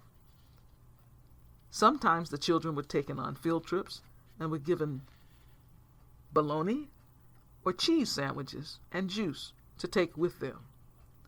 Some had music instruction. Philip took clarinet lessons, while others played sports. Andrew learned to play table tennis. They had a casual meal, usually hot dogs or hamburgers, fries, and coleslaw at 4 p.m. Ice cream was obtainable from 6 to 7:30 p.m. Bedtime was 9 p.m. for the younger children and 10 p.m. for the older children. Lights out was 10:30 p.m. for everyone. On Sunday, all children had hot muffins, juice, or milk at 7:30 and walked to Sunday school at a nearby church, had a big meal at 12:30, and snacks, popcorn, peanuts, or pretzels at 4 p.m. They celebrated only the 4th of July with a picnic, Thanksgiving, turkey, dinner, Christmas, candies and cookies, at a tree decorating party, and Easter, the egg hunt. Although Halloween was frowned upon, they were nevertheless allowed to participate in the costume party sponsored by the public school. Valentine's Day was renamed Friendship Day, whereby chocolate candy was distributed to the children. No Jewish holidays were celebrated, and no birthdays were celebrated. One day, 5-year-old Andrew was standing out at the front desk when 3-year-old Philip was brought to the facility. He watched how frightened little Philip seemed to be with so many strangers around. Philip cried and asked for his mother. The orphanage director tried to gently explain to him he would be living with other children and not with his mother. Philip continued to ask for his mother and father, only to be told they were not available anymore. He dropped his head and refused to speak to anyone, no matter how hard they tried to coerce him. Earlier, Andrew had overheard the grown-ups discussing how Philip's parents had been killed in a terrible car crash with an uncle, their only relative in the United States. Philip escaped with only a few scratches because his mother shielded him. They were from Holland, knew no one here, and had only been in America 1 week. Andrew felt sorry for the little boy, took his hand, and walked with him. They were amazed at how responsive Philip was to Andrew. For some reason, Philip spoke to Andrew, but only Andrew. They became inseparable. Within the month, Philip gradually talked with other children, but not the adults.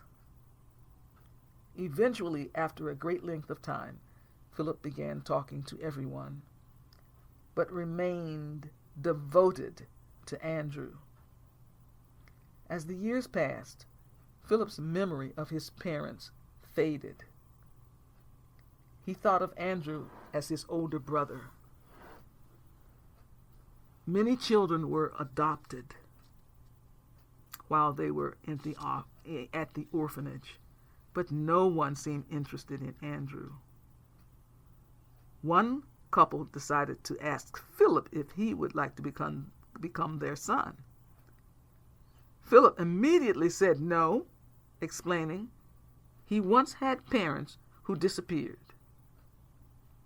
He didn't understand why God was so mean to him and Andrew, and refused to leave Andrew. The couple scoffed at the idea of having a boy in their home whose best friend was black. No other couple ever showed interest in Philip, and Andrew was routinely overlooked. Andrew was extremely bright, kind, and willing to do anything to help when needed. He never misbehaved, talked out of turn, or exhibited resentment toward anyone. Yet he was always talked down to and expected to do more work than the other children. He accepted the fact he was not wanted and did the best he could, regardless of the dark cloud hanging over him. In spite of all that, those children looked up to Andrew and respected him. He was an ideal role model. Although Andrew was salutatorian of the graduating class, most knew he was really the valedictorian who got gypped out of the honor because he was black. Yet Andrew harbored no ill will. It didn't matter anyway, because he still received a full scholarship to the Northern and Western University, one of the highest rated schools in the country, for preparing one to work in the field of prosthetics. His goal, to become a CP certified prosthetist. By going to college, he and Philip would be separated. However, their bond was steadfast. He promised Philip somehow they would be together. At 11 years of age, Philip had been given an old clarinet and learned to play it very well. His teachers encouraged him to study seriously, which paid off. Eventually, he played in the Chicago Young People's Symphony Orchestra. The orphanage boasted about his success. 2 years after Andrew's high school graduation, Philip graduated from high school. He was awarded a top music scholarship to Northern and Western University. Philip became Andrew's roommate in a rooming house close to NNWU, and they were back together as brothers. Andrew received his bachelor's 1962 and master's 1964 summa cum laude, and worked at the NNW University Clinic until he was selected to be top developer, designer, and researcher in the Department of Prosthetics and Orthotics at the Albany, New York Physical Rehabilitation Clinic in 1966. Philip also got his bachelor in 1964 and master's degree in 1966. He met and fell in love with Ursula at NNW. She received her BS degree in library science there in 1965. They married in 1966, the day after Philip got his master's. He received a fellowship to play clarinet at the Music Festival of the Berkshires in May 1967. Since Albany is only 35 miles from the Berkshires, Andrew is spending his vacation time visiting his best friend and his wife. Wow, I was truly moved by this story.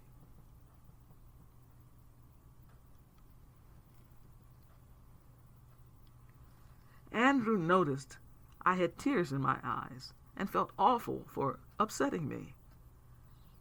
I assured him I was reacting to the depth of the story and the strong brotherhood he and Philip had. He then explained he was a quiet guy who feared interfering in anyone's life. Everyone he met had connections to other people. They talked about their families and school chums. Andrew always felt out of the loop and retreated into his inner self. I looked deeply into his eyes and saw the most amazing young man I'd ever met. I'd been so wrong about him until I was ashamed. I learned a strong lesson not to judge a book by its cover.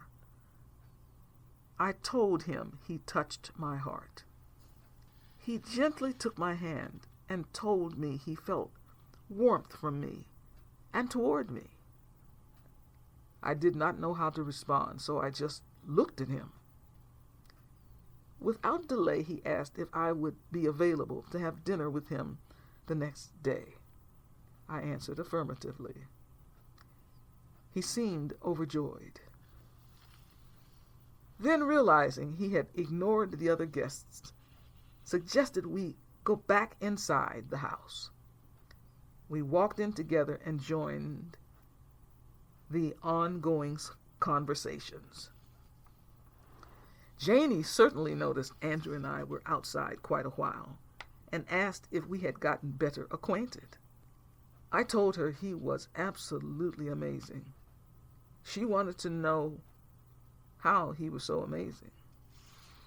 I promised to tell her later.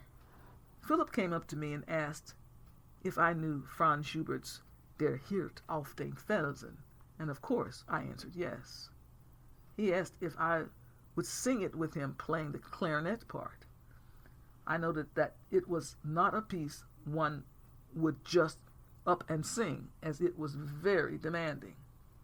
Naturally, he knew that and did not mean to sing it right then, but work on it to sing later in the summer. On a recital. I was quite pleased and agreed to do just that. Since it was nearly 10 p.m., Janie recommended we go back to the dorm because we had an early morning rehearsal. Andrew came back and expressed his pleasure meeting and talking to me. I said ditto for me, and I look forward to seeing him at lunch. He smiled, kissed my hand, and bid me farewell. I was dazzled by Andrew and told Janie I hope to spend quality time with him this week. She intoned, "Go for it, because he is a hunk." That night, I went to bed thinking about Andrew and awakened thinking about him. My mind was also on him during the morning rehearsal. I was anxious to get to lunch. My eyes darted around the lunch tables, but I did not see him. I sat next to some cheerful people visiting that day. We engaged in a little idle chit-chat. Suddenly I heard my name coming from that familiar, melodious voice. Andrew was standing behind me. I immediately asked him to join me and meet the visitors. He explained that Philip's orchestral rehearsal had gone a bit over time. I was uncommonly nervous sitting beside him. I told him he had come to the festival at a marvelous time and alerted him to the fact that tomorrow morning's rehearsal, opera rehearsal, was a full dress rehearsal with soloist, chorus, and orchestra. He asked if everyone would be in costume. I explained when an opera is performed mostly as a concert piece, the term dress rehearsal means the final big total run-through of the opera, and no one would be in costume. However, in opera houses throughout the world, dress rehearsals do mean rehearsing in costume. Andrew thought there was much to learn about music, and this festival was the perfect place for him. He was enthralled with the amount of work it took to produce operas, and noted they were the quintessence of theater. As I listened to him, I knew he was an ideal concert goer. In fact, he was ideal in every way. Since the lunch hour was rather short, Andrew said he would pick me up at 5:30 and take me to dinner. He excused himself and left the premises. The lady sitting next to me commented on Andrew's manners, stunning good looks, and asked if he was my significant other. I replied, no, he and I only met yesterday. She advised me to keep him, for he was quite a catch. She added she thought I was also quite a catch. I thanked her for her kind words and told her I would do my best. She noted she saw in his eyes he is smitten with me, and continued by saying romance is in the air for both of you. I was a bit embarrassed because I barely knew Andrew. I said goodbye to her and her friends and hurried to my next rehearsal. During that session, I tried to focus on the music, but my mind wandered occasionally to thoughts of Andrew. At last the rehearsal was over. I practically ran to the parking lot, got in my car, and drove directly to the prep school dorm. I fussed over which piece of clothing to wear for the evening. Finally, I decided on a colorful skirt and blouse, a pretty pair of shoes, and carried a small shoulder bag. At exactly 5:30, Andrew pulled up to the fence in the parking lot.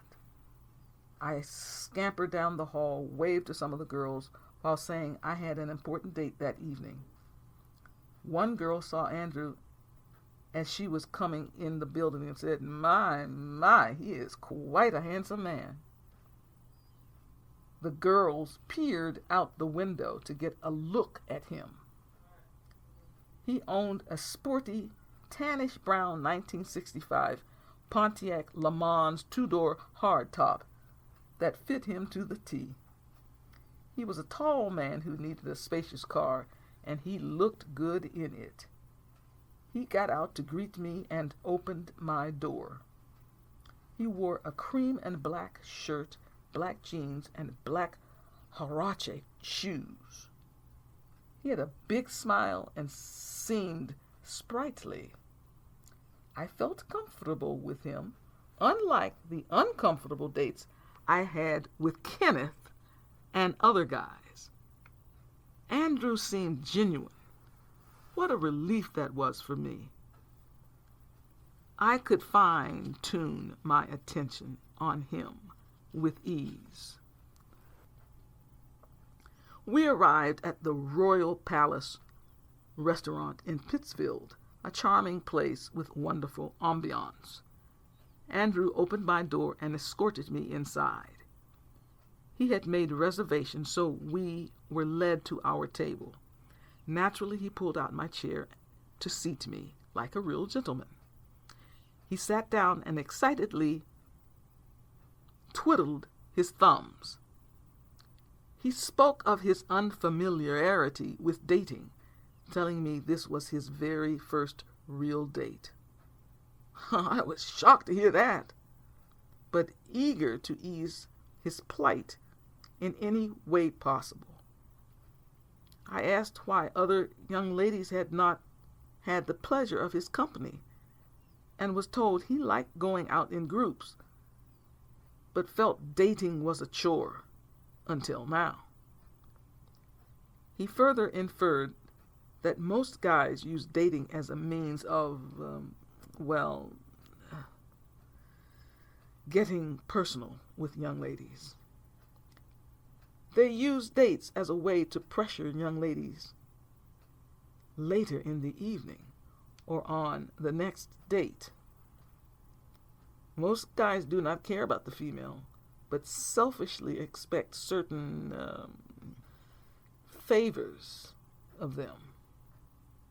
Andrew was a rare male who was not on that track and steered clear of such assumptions by not dating at all. He emphasized he would not date until he found the right young lady. He lowered his head, took 2 deep breaths, then lifted his head, looked at me, and declared I was the very first woman who made him feel giddy, wobbly, and mushy at the same time. Although we met only yesterday, he was sure he found the right woman. The waiter came to our table, but Andrew asked him to return later. Andrew was serious about his decision and needed to know how I perceived him and his resolution. I had never experienced such a pronouncement and was swept off my feet by it.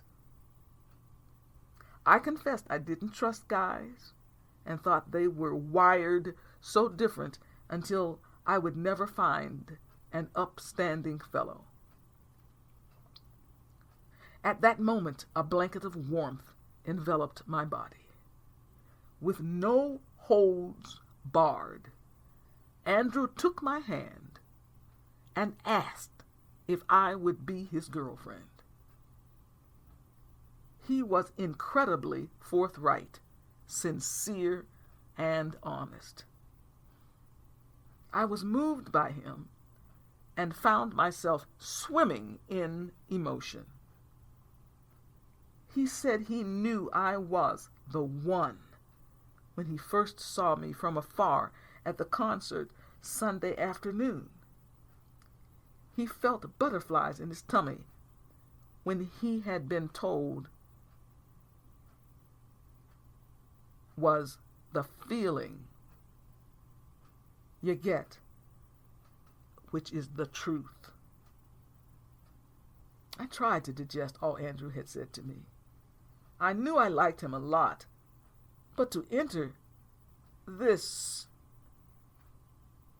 soon to be a committed alliance was perhaps more than I could handle. He was sure, but I was wading in a pool of uncertainty. I had reservations about giving my heart to anyone so quickly. The waiter returned and we finally ordered dinner. Andrew was a little heavy-hearted about my delay in answering. Nevertheless, he waited patiently and silently. After a few minutes, I spoke. I revealed I was overwhelmed by him. I leveled with him by telling him he was the finest young man I had ever met. But I feared I might not be able to live up to his expectations. What if I unintentionally let him down and ruined his appraisal of me? Andrew quickly drew up another scenario. What if we missed each other unnecessarily because of unfounded fears? He emphasized he was positive we should be together. Naturally, he did not expect me to jump into a personal association without some concerns. But he urged me to consider the positives of his request. Andrew continued looking at me and highlighting my strong personal qualities. He wanted to make sure I saw in me what he saw. He didn't want me to shortchange myself. I appreciated his tenacity. He reached across the table, again took my hand, and reiterated his desire to be my boyfriend. I assured him I had substantial feelings for him. After some time carefully weighing his point of view and my brutal self-analysis, I agreed to be his girlfriend. I articulated that decision with complete honesty. The look on Andrew's face made the sun shine at night. He was ecstatic to hear me say I would be his girlfriend. I too was thrilled. I knew I'd never find another young man like him. Andrew's hand shook as he held my hand. He spoke confidently about his desire to be a virtuous partner and pledged himself to me. I stated I would lovingly support, nurture, and be there for him. I wished to provide that special warmth and personal care he deserved. The waiter brought our food and we ate. The restaurant was known for its steaks, and it lived up to the hype. Suddenly I felt I was in the Twilight Zone, wrestling with my frame of mind and dealing with thoughts about absolute existence. Such theorization bothered me. I had to snap out of it immediately. I could not allow such introspection to ruin my delectable moments with Andrew. We both thought the meal was flavorful. I thanked him for choosing this restaurant because we would always retain these surroundings in our memory as the palace in which we became a couple. Andrew wished to go outside and bask in the light of the full moon. I definitely shared his desire.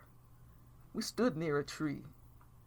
Andrew tenderly wrapped his arms around me and held me. I sank into his strong arms and felt engulfed with passion. He whispered, "I love you," but instantly asked me to forgive him for being too forward and brash. He explained he had never experienced such romantic sensations before. I needed him to know I accepted and cherished all that he is. I then blurted out to the heavens, "If this is a dream, I don't want to wake up, because I long to be with Andrew Emerson Porter." Andrew was overjoyed with my receptivity, and I was falling deeper for him by the minute. I certainly felt loving toward him, and somehow knew my feelings would grow stronger as we became more familiar with each other. The time came for us to leave. I was filled with excitement. Several times Andrew repeated the words, "Johanna is my girlfriend," and smiled the whole way home. I felt euphoric. When we arrived at the dorm, he got out, opened the door, helped me out, hugged me, kissed me on the cheek, and softly said, "Good night." I told him the evening will always be remembered, and was a 10 on the scale of 1 to 10. I concluded by saying, "Good night, my dearest Andrew." As I was about to enter the building, I turned around and blew a kiss to my new boyfriend. The dorm girls were lined up on the staircase and fired questions at me about the evening. I pretended to be rather nonchalant and told them to go to bed. They didn't budge. They insisted I spill the beans because they noticed the glow on my face and the twinkle in my eyes. I let them know Andrew was enamored with me and wished for me to be his girlfriend. Several of them remarked, "We had just met, so I must have put a love spell on him." I retorted, "No such thing." I explained he is an old-fashioned person who claims he fell for me at sight, from a distance, after the piano concert Sunday. One girl sighed and uttered, "Oh, that is so romantic." Then they all started talking at once. I stomped my foot and let the cat out of the bag, replying, "Well, the truth is, we are a new couple. I am officially his girlfriend, and he is my boyfriend."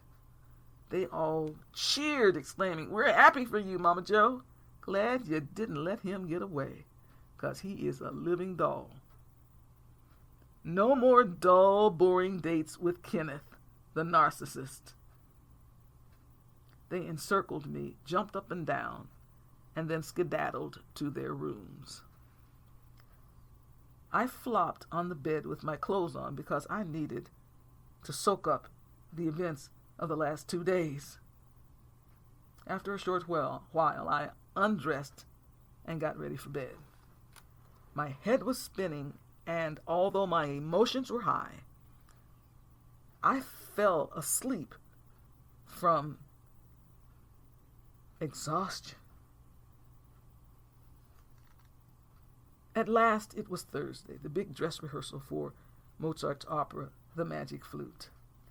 Excitement filled the air and everyone seemed pumped and ready to go. The celebrated conductor, Maestro Erich Reinsforth, walked to the podium and everyone took their places on the stage. He began the rehearsal at exactly 9 a.m. by saying, with his Austrian accent, "Good morning, ladies and gentlemen. It is time to work." I looked out into the audience and saw Andrew sitting near the back.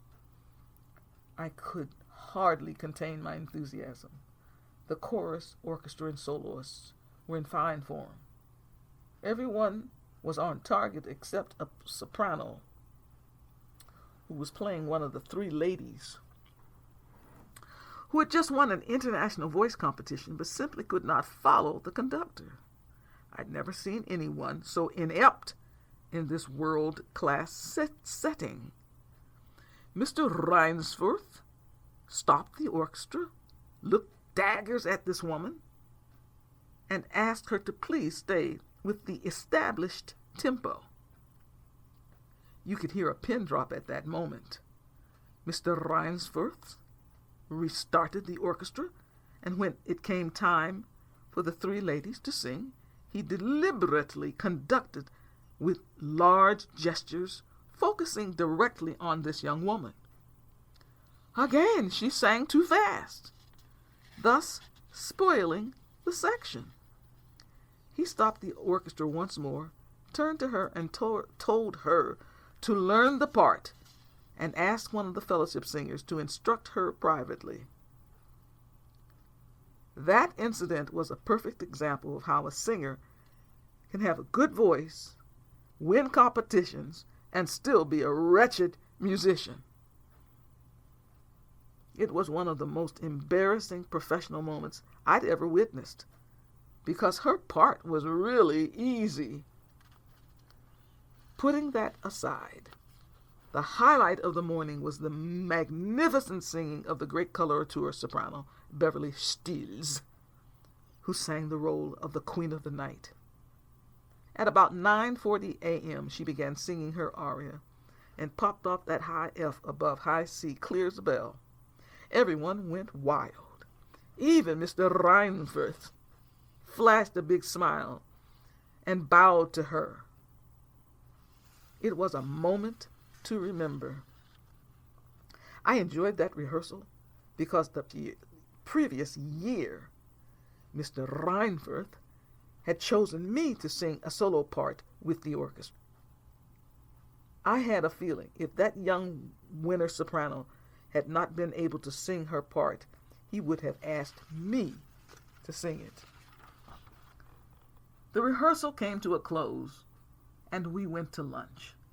Naturally, everyone speculated about that soprano, saying she might have learned the part by way of a recording and was such a poor musician until she did not understand how to follow the directions of a world-class conductor or even feel the correct tempo. Nevertheless, everyone kept buzzing about the way Miss Stills handled singing that difficult aria so early in the morning. I looked around to find Andrew and became concerned when I didn't see him. I walked around hoping he would show up soon. Some friends of mine came up and asked me to join them for lunch. I sat with them, but worried about my honey. At last, I spotted Andrew walking briskly across the lawn. When he got to me, he apologized for being late and explained he tracked Philip to give him a message and also went to the restroom. I touched his face and assured him all was well. I was so glad to see him until one would think I had not seen him for months. My friends made room for him and asked who he was. I proudly announced he was my new beau, Andrew. There was a chorus of ooh la la, aha, hoorah in rhythm. Andrew spoke to the group and revealed he was swept off his feet at the very first sight of me. Then he sat down and looked lovingly at me. I blushed. My friend Catherine leaned over to me and whispered congratulations in my ear. Finally, the group calmed down so I could talk to Andrew. He was in high spirits and fired a lot of questions at me about the rehearsal. He needed some clarity about the story. What role did the chorus play? What was the orchestra on stage and not in the orchestra pit? What was wrong with that one singer? I did not have enough time to relay the entire story, but I gave a brief explanation. The Music Lodge, not built for operatic productions, had no orchestral pit. Thus, the orchestra has to be on stage, forcing the cast to function on levels similar to risers behind the orchestra. I further explained that this glorified concert version of the opera, with only touches of staging, will give the illusion of a fully staged opera.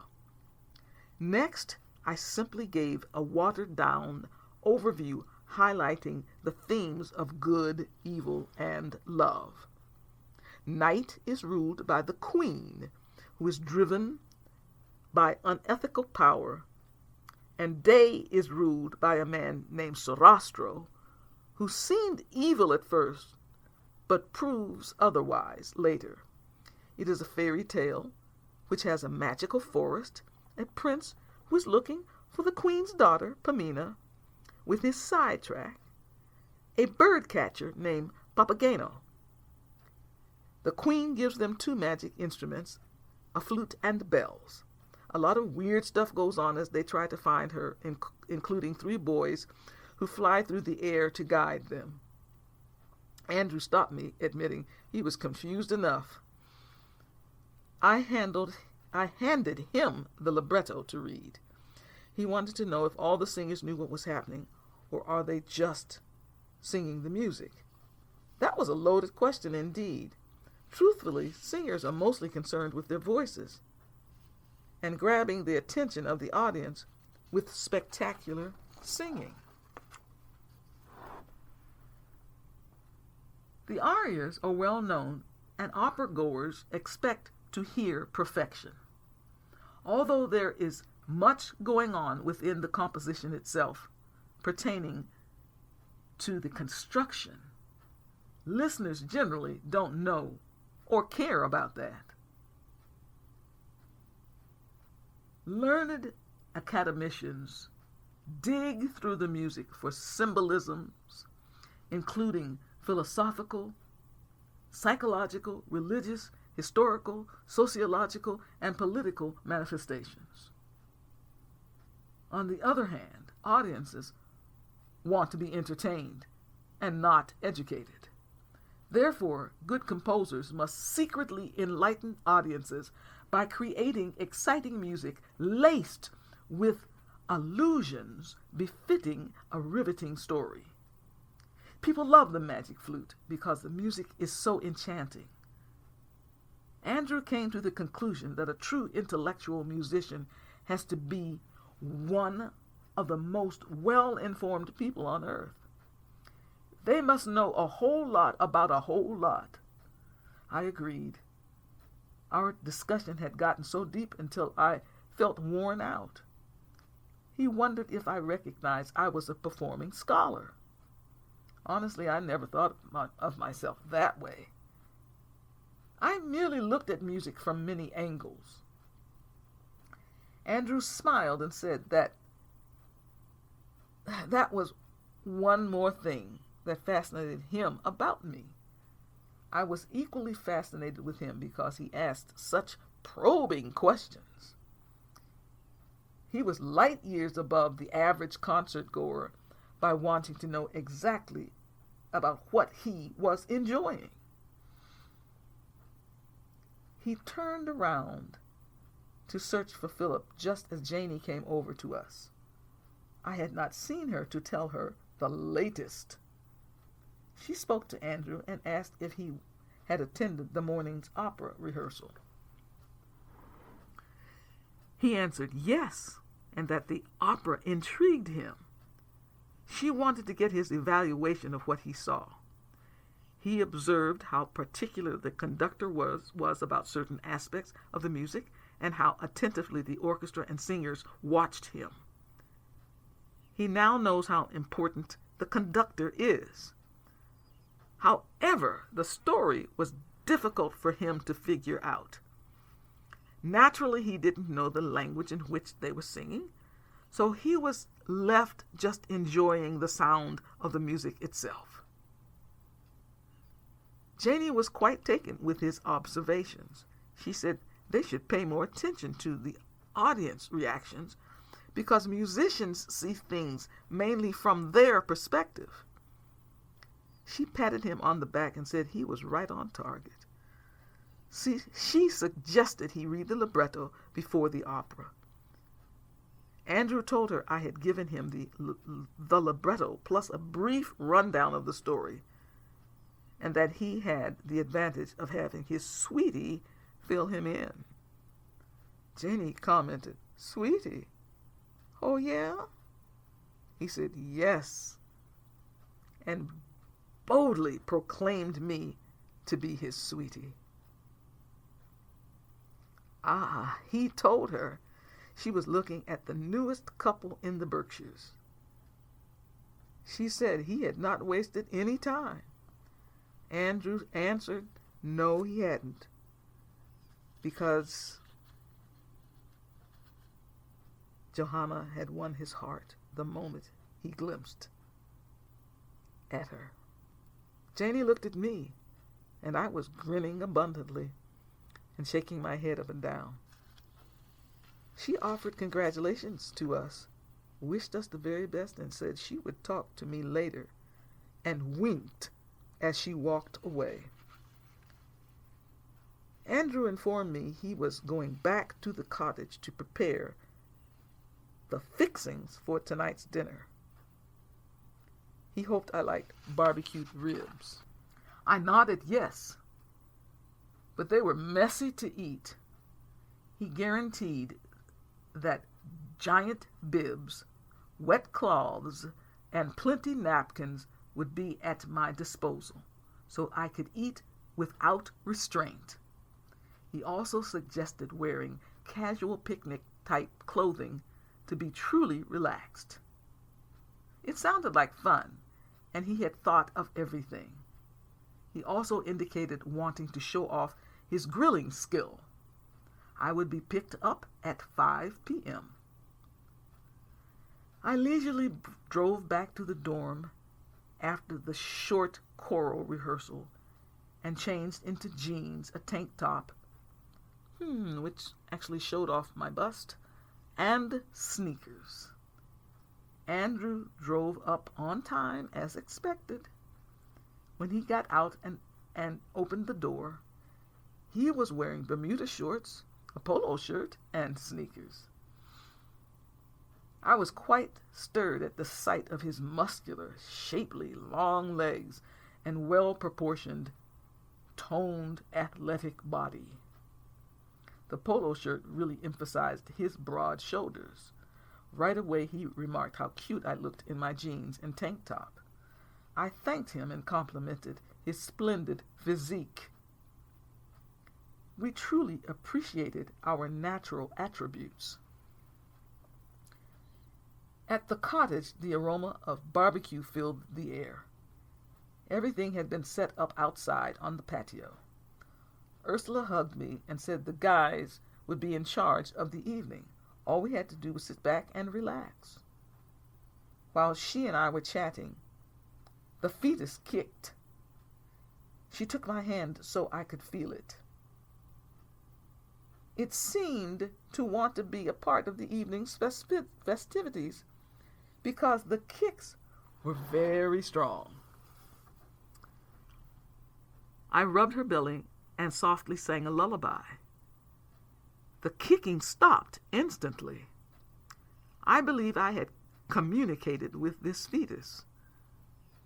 Philip came over to us and told me my beautiful singing voice had soothed the developing fetus. This was a first for me, and I was pleased it happened with Ursula. Andrew had been tending to the ribs and missed the incident. However, we relayed the spiritual occurrence to him. The four of us got silent and paid tribute to the precious little one, who had calmed down and possibly fallen asleep. Ursula turned her attention to Andrew and me, stating she had never seen him so happy. She had been concerned about his state of mind, wondering if he held too much sorrow inside. On the outside, he seemed perfectly fine, but she knew he ached inside. She said I had unlocked the chains which choked his affections. I avowed to resolve to lovingly attend to Andrew's tribulations because I cared deeply for him. In fact, my infatuation grew each moment we were together. Although this was only the third day around him, I found myself giving more and more warmth and attention to this incredible man. I confided in Ursula my profound feeling of love for Andrew, but feared it might be too soon to disclose that fact. She begged me to break the news because he appeared totally in love with me and needed to know I held love in my heart for him. Andrew walked over to tell us the ribs were ready. He told us to sit tight and be served. Philip brought Ursula a plate of ribs and a salad, and Andrew brought my plate.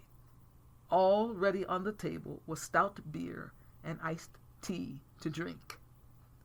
The ribs were scrumptious. I said loudly, "My compliments to the chef. These ribs would win first place in a rib cook-off." Andrew was tickled pink to have pleased me. We all chowed down without shame. The bib came in handy, for I had dripped plenty sauce on it. Talking ceased while we ate. Andrew had gotten sauce on the tip of his nose, so I took the opportunity to wipe off the sauce and kiss his nose. He liked my show of affection and kissed my nose too. Philip and Ursula remarked, they did not know rib sauce was such an aphrodisiac. I kidded, it is one of those little-known facts. I was having such a good time with my new friends and my boyfriend until it seemed we had known each other for many, many years. The fellows even took care of the cleanup. What a pair they were. As the four of us sat around chatting, I found out Andrew would be leaving for Peru on Tuesday for a 2-week intensive study of Peru's health system and how it intersects with the political structure of that country. The breadth and importance of the study struck a chord deep inside my soul. Andrew is highly involved with the well-being of people globally. His views of life from a different perspective than and much different from most people and most America. He views life from a different perspective than most Americans.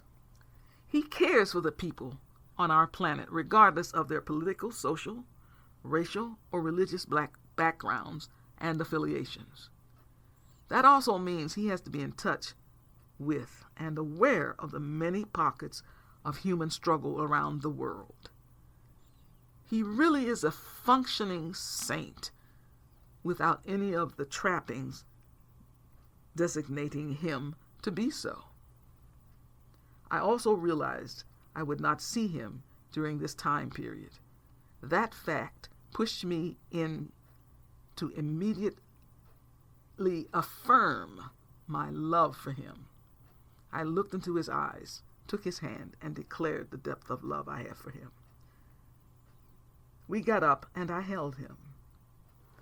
Ursula was teary-eyed. Andrew was now a different man. He knew beyond any doubt he was loved by the woman whom he loved so desperately. Philip came over and hugged me as I held Andrew. He thanked me profusely for understanding the significance of this moment. His brotherly love for Andrew had always been peppered with melancholy concerning the non-existence of personal love in Andrew's life. For the very first time, Andrew was really, really happy. Warmth continued covering my body. I was experiencing love on an entirely different plane than normal. Life would never be the same again. I had found my soul mate. Andrew rose from his seat, took me in his arms, and passionately kissed on the lips. My legs almost buckled from the potency of the kiss. His lips were soft. He seemed undaunted by the presence of Philip and Ursula. That kiss told me he was all into me. Believe me, I was totally into him too. Philip announced that his brother Andrew and new sister Johanna were a captivating couple and toasted our new partnership. I could not take my eyes off Andrew. We accepted the toast by putting our glasses of iced tea together by locking arms and trying to drink without spilling the beverage. It was a magical evening. Philip and Ursula went inside to give us some alone time. I told Andrew I would miss him the next 2 weeks. He confessed when signing on to the project, he had no idea his life would have changed so drastically. He never imagined finding the woman of his dream. I was absolutely honored to be Andrew's new lady friend. He kissed me again. I melted again. We held each other tightly. At that moment, I understood why God put people together to love and care for one another. Suddenly, a very serious thought crossed my mind. How would my budding voice career mesh with a romantic attachment? Out of the blue, I managed to put myself in a quandary. Andrew noticed the expression on my face and asked if I was okay. I confessed to a fleeting thought wondering if our careers would work together. He smiled, looked earnestly at me, and asked me to relax, adding, "I am too keyed up and anxious." His mellifluous voice won me over. Then he had a heart-to-heart talk with me, saying he understood my apprehension and concern. We met only days ago and didn't really know each other. In spite of that, we have profound feelings which speak volumes about our new union. He strongly pointed out resonating facts about himself, being an honest and forthright man, supportive of all my music ventures, easy to talk to, has a very even disposition, known for being a sympathetic person, tries to weigh situations and make rational and fair decisions, and he might be a tad overprotective. Andrew then made a huge plea to trust in God's plan for us. I was struck by his resolve to be all that he must be in his career, and that I must be all I must be in my career. He stressed, when we are true to ourselves, we will be true to each other. It made such good sense until my worries seemed totally unnecessary. Andrew was an intelligent, strong-willed, and wise young man. I thanked him for his self-evaluation. It did make me feel better. Andrew had nothing to hide. I, on the other hand, had repressed a nagging concern. I noted the thing I was born to do, sing beautifully, now tore at my innards. I had a highly acclaimed operatic voice, but singing was becoming a chore. I'm constantly scrutinized. Therefore, my voice controls all that I am. I am my worst enemy because against my better judgment and religious conviction, I have bought into some of the ballyhoo. Andrew asked if I enjoyed practice. I said practice sessions were fun and my voice always sounded wonderful. During those times, I was relaxed and had a good time. At that instant, the light bulb went on in my head.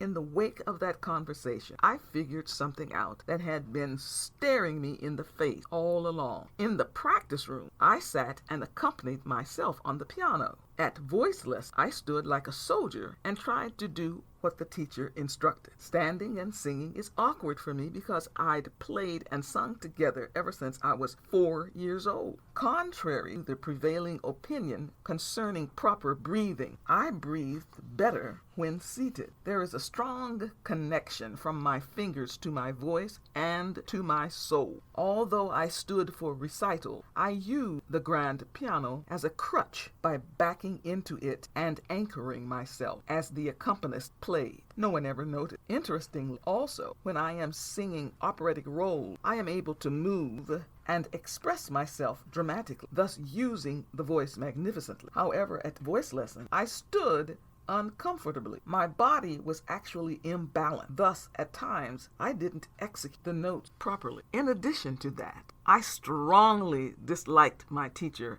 at New England College of Musical Art. She was a Jekyll and Hyde, two-faced and destructive. She always stressed me out. I grabbed Andrew, threw my arms around his neck, and jumped up and down. He didn't know what got into me. Excitedly, I explained, since I had not been comforted with that woman, Madam Jekyll Hyde, subconsciously, the conflict had wormed itself into all aspects of my life. I was secretly distressed to the extent it colored my entire outlook on life. That is why it made no sense that I could sing the role of Cleopatra effortlessly and flawlessly and bring down the house in the opera department production, yet struggle in her voice studio. First and foremost, she was not a good voice teacher. She was a polite bully. She also wanted her students to worship her, and I refused. I battled her every week because I saw right through her. Unfortunately, voice teachers often wield too much power over their students. The solution to this problem was to request a change of voice instructors. It would be a newsmaker at the school because I had become so well known. Down inside my being, I wanted to study with Miss M, as they lovingly called a popular voice teacher at the school.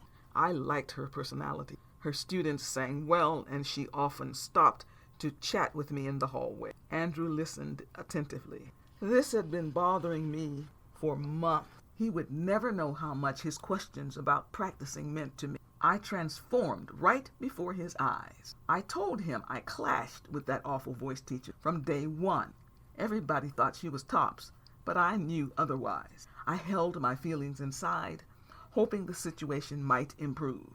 However, nothing changed, and I was dying inside. Andrew realized my critical psychological quagmire had been snuffed out. He held me and was quite pleased I managed to solve this extremely serious dilemma. Fortunately, he had a hunch there might have been a fly in my ointment. He hoped I would be able to successfully unmask it and alleviate the issue. I contended I could not speak of my problem with just anyone, because most people would not understand how much the teacher with whom one studies impacts the life of the voice student. It just would not seem earth-shattering like most problems, but it was earth-shattering to me. Plus, it affected the way I approached unrelated aspects of my life. Andrew knew that by talking to him, I had entrusted him with the most essential facet of my existence.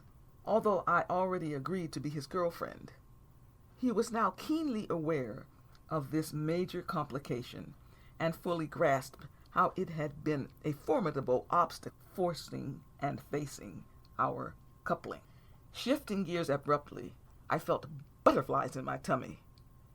The fog had lifted and the sunshine streamed inside me. I saw myself aligned with Andrew. After all was said and done, I could freely admit being totally in love with Andrew. I repeated his name out loud several times and disclosed how my tummy felt. He shouted with joy, "Johanna, we are truly in love. Tummies tell the truth." Andrew now meant the world to me. I wished to spend as much time as possible with him the next 3 days before he left for Peru. We went inside so I could say goodnight to Ursula and Philip. They were jubilant for Andrew and me. With our arms around each other, we walked to the car. As Andrew opened my door, I kissed him. He was thoroughly and pleasantly surprised. I kissed him again when we reached the dorm and relayed my yearning to spend as much time as possible with him before he departs Sunday morning. He was in accord with me and looked forward to every minute before he left and forever thereafter. Needless to say, that night, I was in seventh heaven. I danced down the hall to my suite. Luckily, the girls were in their rooms and missed my original choreography. It hit me like a meteor. I was really, really, really in love with this fabulous man. My tummy was going wild. The next day, I awakened with a big grin, opened the window, and breathed in the morning air. I couldn't wait to see my honey. On the festival grounds, I went directly to a practice room since there was no opera rehearsal scheduled. I sat at the piano and began running through some vocal exercises. Then I did some experiments. I stood, walked around, bent over, made hand gestures, loosened my neck and shoulders while singing an art song. It was amazing how different I sounded during those movements. The best feeling came when I closed my eyes. Somehow the music was inside me, and I could touch it with my voice while my fingers directed it on the piano. The key to it all was having the sensation permeate my innermost spiritual core. The earth moved in concert with me. The universe and I were in sync.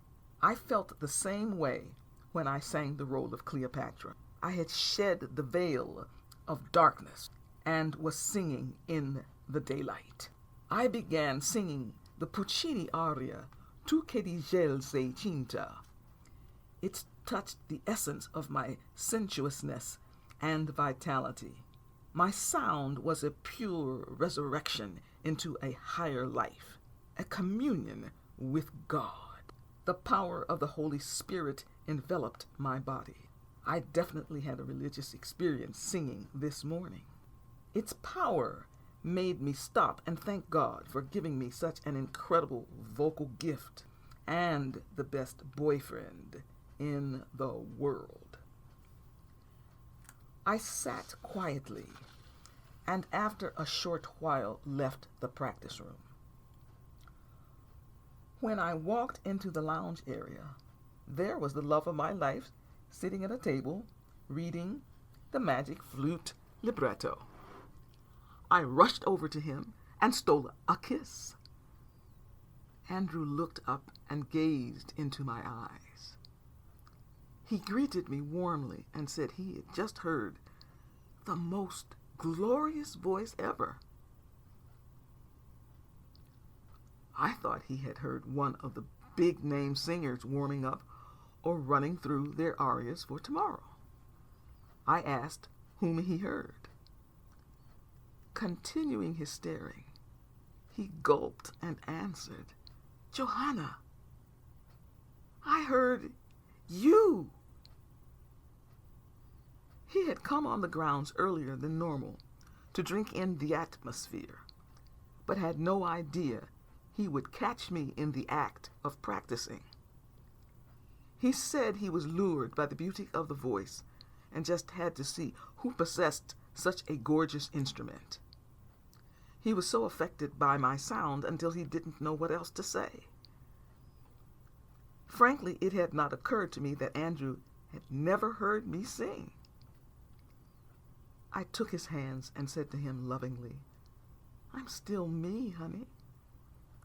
I explained the reason I sang so well this morning is because my thoughts were of him while I went through the rigors of my vocal routine. I informed him of the unparalleled happiness I was experiencing because he was my man, and I thank God for connecting us. I put my arms around him and whispered seductively, "Andrew Emerson Porter, I am so in love with you until I'm about to lose my cool and make out with you in public." He smiled and said he would be in for it for all it's worth. I laughed and said we'd better behave ourselves. Reluctantly, he agreed. Suddenly, the thought came to me. I had worn the perfect outfit, a peasant blouse with a flared skirt and little flats. I could indeed make out with Andrew in the practice room as the character Carmen. I took both hands of his, pulled him out of his chair, led him to my practice room, positioned him behind the studio upright piano, went around to the keyboard, and began vamping the introduction to the famous aria, the habanera, from the very popular opera Carmen by Bizet. Still standing, I played the familiar bass notes D, A, F, A, D, A, F, A, D, while giving Andrew the rundown on the story. I informed him he was the character Don Jose, whom I intended to get in hot water. Andrew's job was to not take his eyes off me as I sang in French and acted the scene where Carmen seductively spells out her version of love. But I warned him her motivation is a double-edged sword of deceit and control. Momentarily coming out of the character, I interjected to Andrew, my love for him is nothing cunning Carmen, because I loved him voraciously. Nevertheless, the magnetism of the music cannot be denied, and flirting with Andrew excited me. Briefly, I moved away from the piano, twirled my skirt like a flamingo dancer, snapped my fingers to sound like maracas, slinked around him, slid my finger under his chin, then flirted back to the keyboard. I stood while playing the accompaniment and sang directly at him, rapidly batting my eyes intermittently. I dazzled him. He was mesmerized. Upon completion of the aria, I grabbed Andrew, nudged him over to the chair, seated him, and sat on his lap, thus concluding the entire parody. Andrew gripped me tightly and kissed me fervently. I was breathless. That rendition of the habanera was better than any I had ever seen. It had tremendous meaning, for I had drawn Andrew into my operatic world. He knew beyond a doubt I wanted him with me, no matter what. In character, I took the opportunity to come on to him unabashedly. Something I wanted to do but was afraid to do as myself. We were flagrantly uproarious. At that point, we heard applause from the hall. Janie had stumbled upon us and watched the whole thing through the little practice room window. I motioned for her to come in.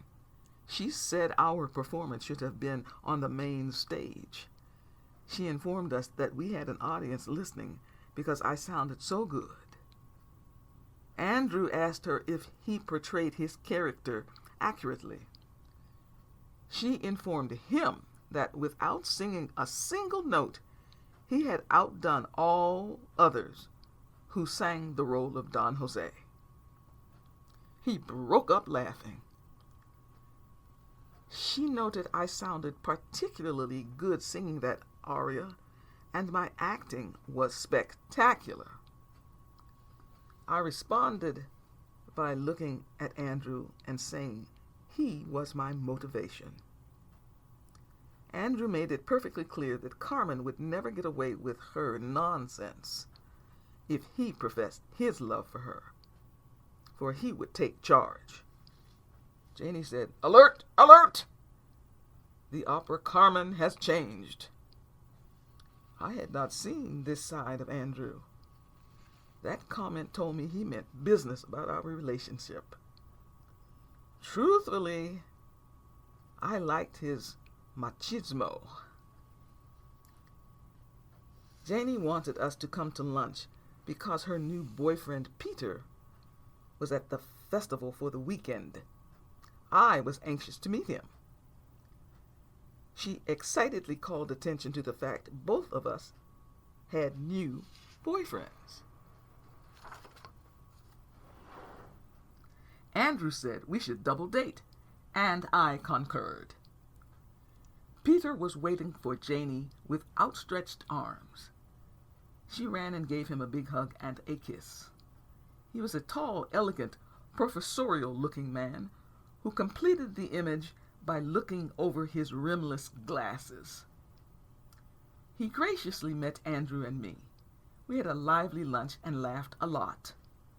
The four of us made plans to have an early dinner together the next day before the opera performance that evening. Andrew accompanied me to my afternoon rehearsal and sat in the back of the room. The choral conductor put us through a vigorous session because the next week we were scheduled to sing that Mozart choral work. I was in a good mood and enjoyed singing the music. Everyone seemed peppy. Andrew simulated applauding at the end of the rehearsal. He was having a great time, and so was I. It was wonderful having him there. Kenneth noticed Andrew, and Andrew noticed Kenneth, but they did not speak to each other. Kenneth put up a good front, but I could tell Andrew had gotten the better of him. Andrew gloated. At first, he viewed Kenneth as his competition, but no more. Furthermore, all of the fellowship singers knew Andrew was my new boyfriend, and Kenneth had been pushed out of the picture altogether. I had to admit, it pleased me to see how quickly Kenneth left the rehearsal. He was defeated and deflated. The air had been let out of his enormous ego. Andrew and I held hands and walked to our cars in the parking lot. He followed me back to the dorms and waited for me in his car. I had an impromptu room check planned for the girls. They were surprised and began furiously cleaning their rooms. They thought I would be caught up with my new beau and forget about them. I told them it was my duty to see about their general welfare. They were full of chatter, as usual, but did a good job getting their rooms together. I liked them and expected them to be model students. They showed me their grades so far, and I was proud of their accomplishments. It seemed I was in charge of some of the most talented and academically outstanding students at the festival. I praised them and told them to keep up the good work. I likewise encouraged them to follow the dorm time-in rules. It would be a pity to spoil their record by being locked out and having to be reported.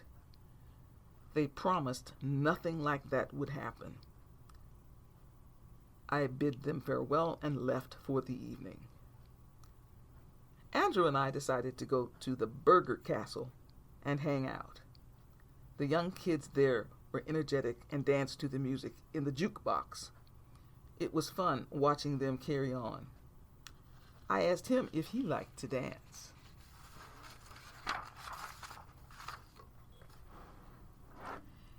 He replied he never learned because he had 2 left feet. I thought we might tackle dancing at a later time.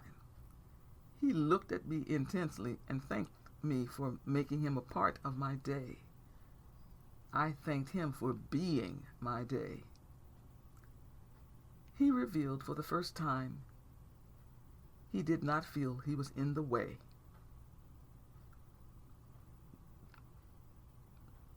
We ordered taco burgers and soft drinks. We overheard some people talking about the drive-in movie theater down the road. Andrew asked if I would like to go to that theater. I speedily said yes. We arrived as the sun went down. The previews and shorts were playing on the screen. We got out, went in the back seat, and cuddled. It didn't matter what movie was playing. We just wanted to be together. We loved being in each other's arms. I caressed his shoulders and chest. He nibbled my ears. He softly said how much he loved me. And he needed to know I had given him the spark which made his life worth living. His career of helping others had been greatly enhanced by having me at his side. I told him he had made me an entirely different woman. He pleaded with me to never leave him. I asked why he could fathom such an action by me. He said sometimes he needed reassuring. I understood because I needed that too sometimes. At that moment, again, we knew we would be together forever. I whispered, "I love you, Andrew, with everything that's in me." He sighed and kissed my forehead. The movie was excellent. The title, The African Queen, starring Katharine Hepburn and Humphrey Bogart, was a major film. It was the perfect movie for us to see, for it is a very romantic film. On the way back, we sat quietly, reflecting on the movie and our lives. At the dorm parking lot, Andrew brought up the subject of being without me for 2 weeks. I owned up to being anxious about our separation, but reminded him how important his journey was for humanity. I spoke further about how his expertise could lessen, if not alleviate, a large percentage of physical hurdles facing handicapped people worldwide. It was imperative for him to know his status as an angel sent from the Almighty. Of course, he was too modest to accept that status. I wished we could have spent the night together, for I had an overpowering urge to hold him in my arms. After a while, I reluctantly decided I should get out of the car. Andrew slowly walked around and opened my door. As I exited, he took my hands and looked studiously at me, appearing to have seen my soul. My body froze in place. He delivered a prophecy about our union with the utmost confidence. That reckoning even outdid the tummy feeling, because we were experiencing something rather ethereal.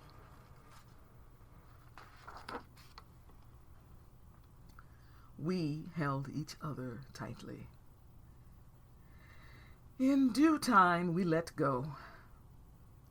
Andrew walked me to the door and softly said, "Good night, sweetie." I whispered good night, unlocked the door, and went inside. Saturday morning, the sun blazed through the window. I put the pillow over my head to block out the rays. The dorm was quiet because most of the girls were sleeping in. I was rather wonder-stricken from all the romantic episodes which developed over the past few days.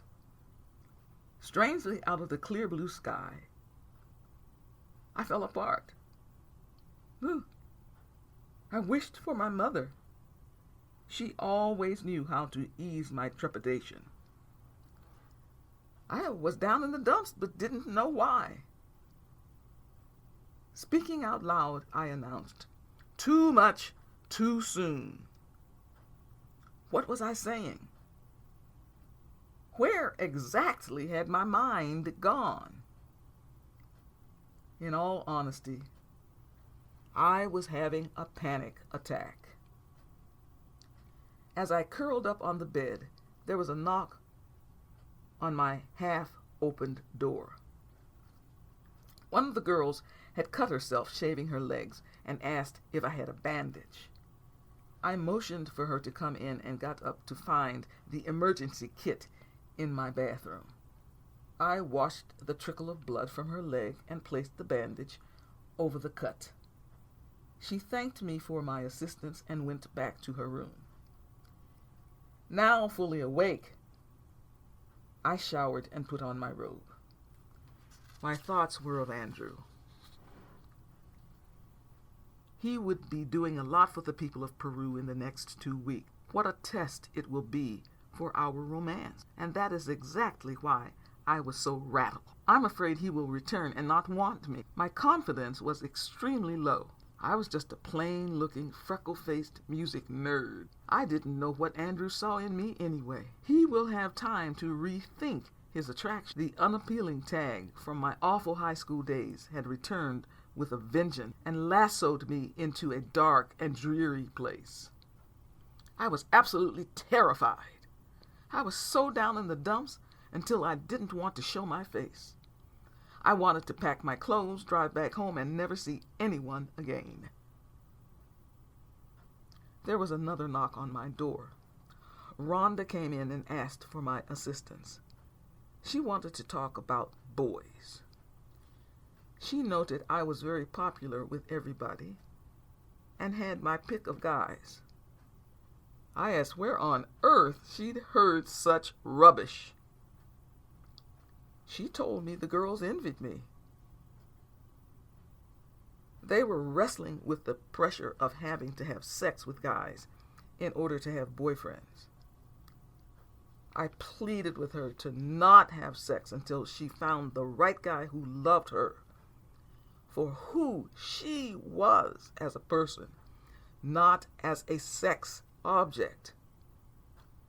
I continued by saying, the right guy will love you from the inside out. Playboys see only the outside and ruin girls routinely. She asked how it felt to be loved by my new beau. I confessed to being a bit shaky that very morning because of my insecurities. She was flabbergasted to hear I had doubts about my new romance. I told her I was not a beauty queen and feared Andrew would find someone much more attractive than I. Looking rather puzzled, she retorted, "Didn't I just tell her the right guy will love from the inside out?" Then, obviously, my suitor fit squarely into that category. Furthermore, she and many others found me to be quite a striking-looking woman. I expressed she was just being nice to me.